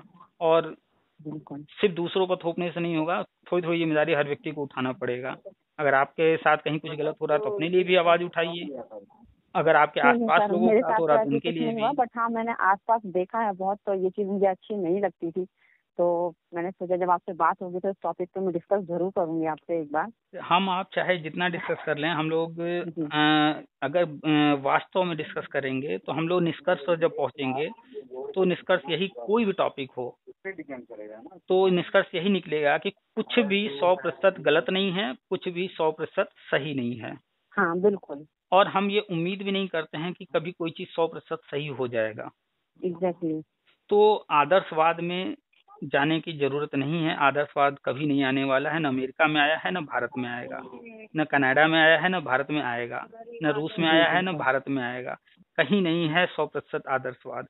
तो आदर्शवाद में मत जाइए। हाँ, भौतिकवाद में रहिए, प्रयोजनवाद में रहिए, जो वास्तव में सामने हो रहा है उसी को बस अपने हिसाब से देखिए। और हर चीज में पॉजिटिव देखने की कोशिश कीजिए। जो नेगेटिव है उसको भी देखिए, जहाँ कुछ गलत है उसको बोलिए, लेकिन हर समय नेगेटिव माइंड मत होइए। पॉजिटिव भी बहुत कुछ हो रहा है। अगर स्कूल वाला टीचर्स को पेमेंट कम दे रहा है तो वो कुछ अच्छा भी कर रहा होगा। हो सकता है वो अपना वो पैसा कटौती करके अपना घर बना रहा हो, अपने बच्चे को पढ़ाई में लगा रहा हो, या स्कूल का डेवलपमेंट कर रहा हो। वो कुछ तो कर रहा है, अब चाहे उसका लाभ जिसको भी मिल रहा है, लेकिन किसी को तो मिल रहा है, तो कुछ तो अच्छा वो कर ही रहा है। बस ये है कि हमें नहीं मिल रहा है इसलिए हम उसको गलत कह दें पूरी तरह से, तो ये सही नहीं मानते। और कोई भी चीज 100% न गलत होता है, न 100% सही होता है। कोरोना आया, लोगों ने कहा ऐसा है वैसा है, ये हुआ वो हुआ। हम तो कहते उसमें भाई फायदे देखो ना, एनवायरनमेंट को कितना लाभ हो गया। टेक्नोलॉजी कहाँ से कहाँ चली गई, आज टीचर्स कहाँ से कहाँ चले गए, घर बैठे कमा रहे हैं। पहले टीचर एक स्कूल में जाता था 5,000 10,000 15,000 कमाता था। आज वही टीचर जो है न जाने कितने यूट्यूब चैनल बना करके, न जाने कितने लोगों से जुड़ करके कई गुना कमाने लगा। तो जो समस्याओं को समस्या समझेगा तो उसके लिए वो समस्या है, जो समस्याओं को चैलेंज समझेगा तो वो आगे बढ़ेगा। जी बिल्कुल। आखिर वो फिजिक्स वाला आगे बढ़ा है तो उसने चैलेंज एक्सेप्ट किया। खान सर आगे बढ़े हैं तो खान सर ये नहीं बिल्कुल। देखा कि नहीं हमको सरकारी नौकरी चाहिए, हमको आराम पसंद जो है नौकरी चाहिए।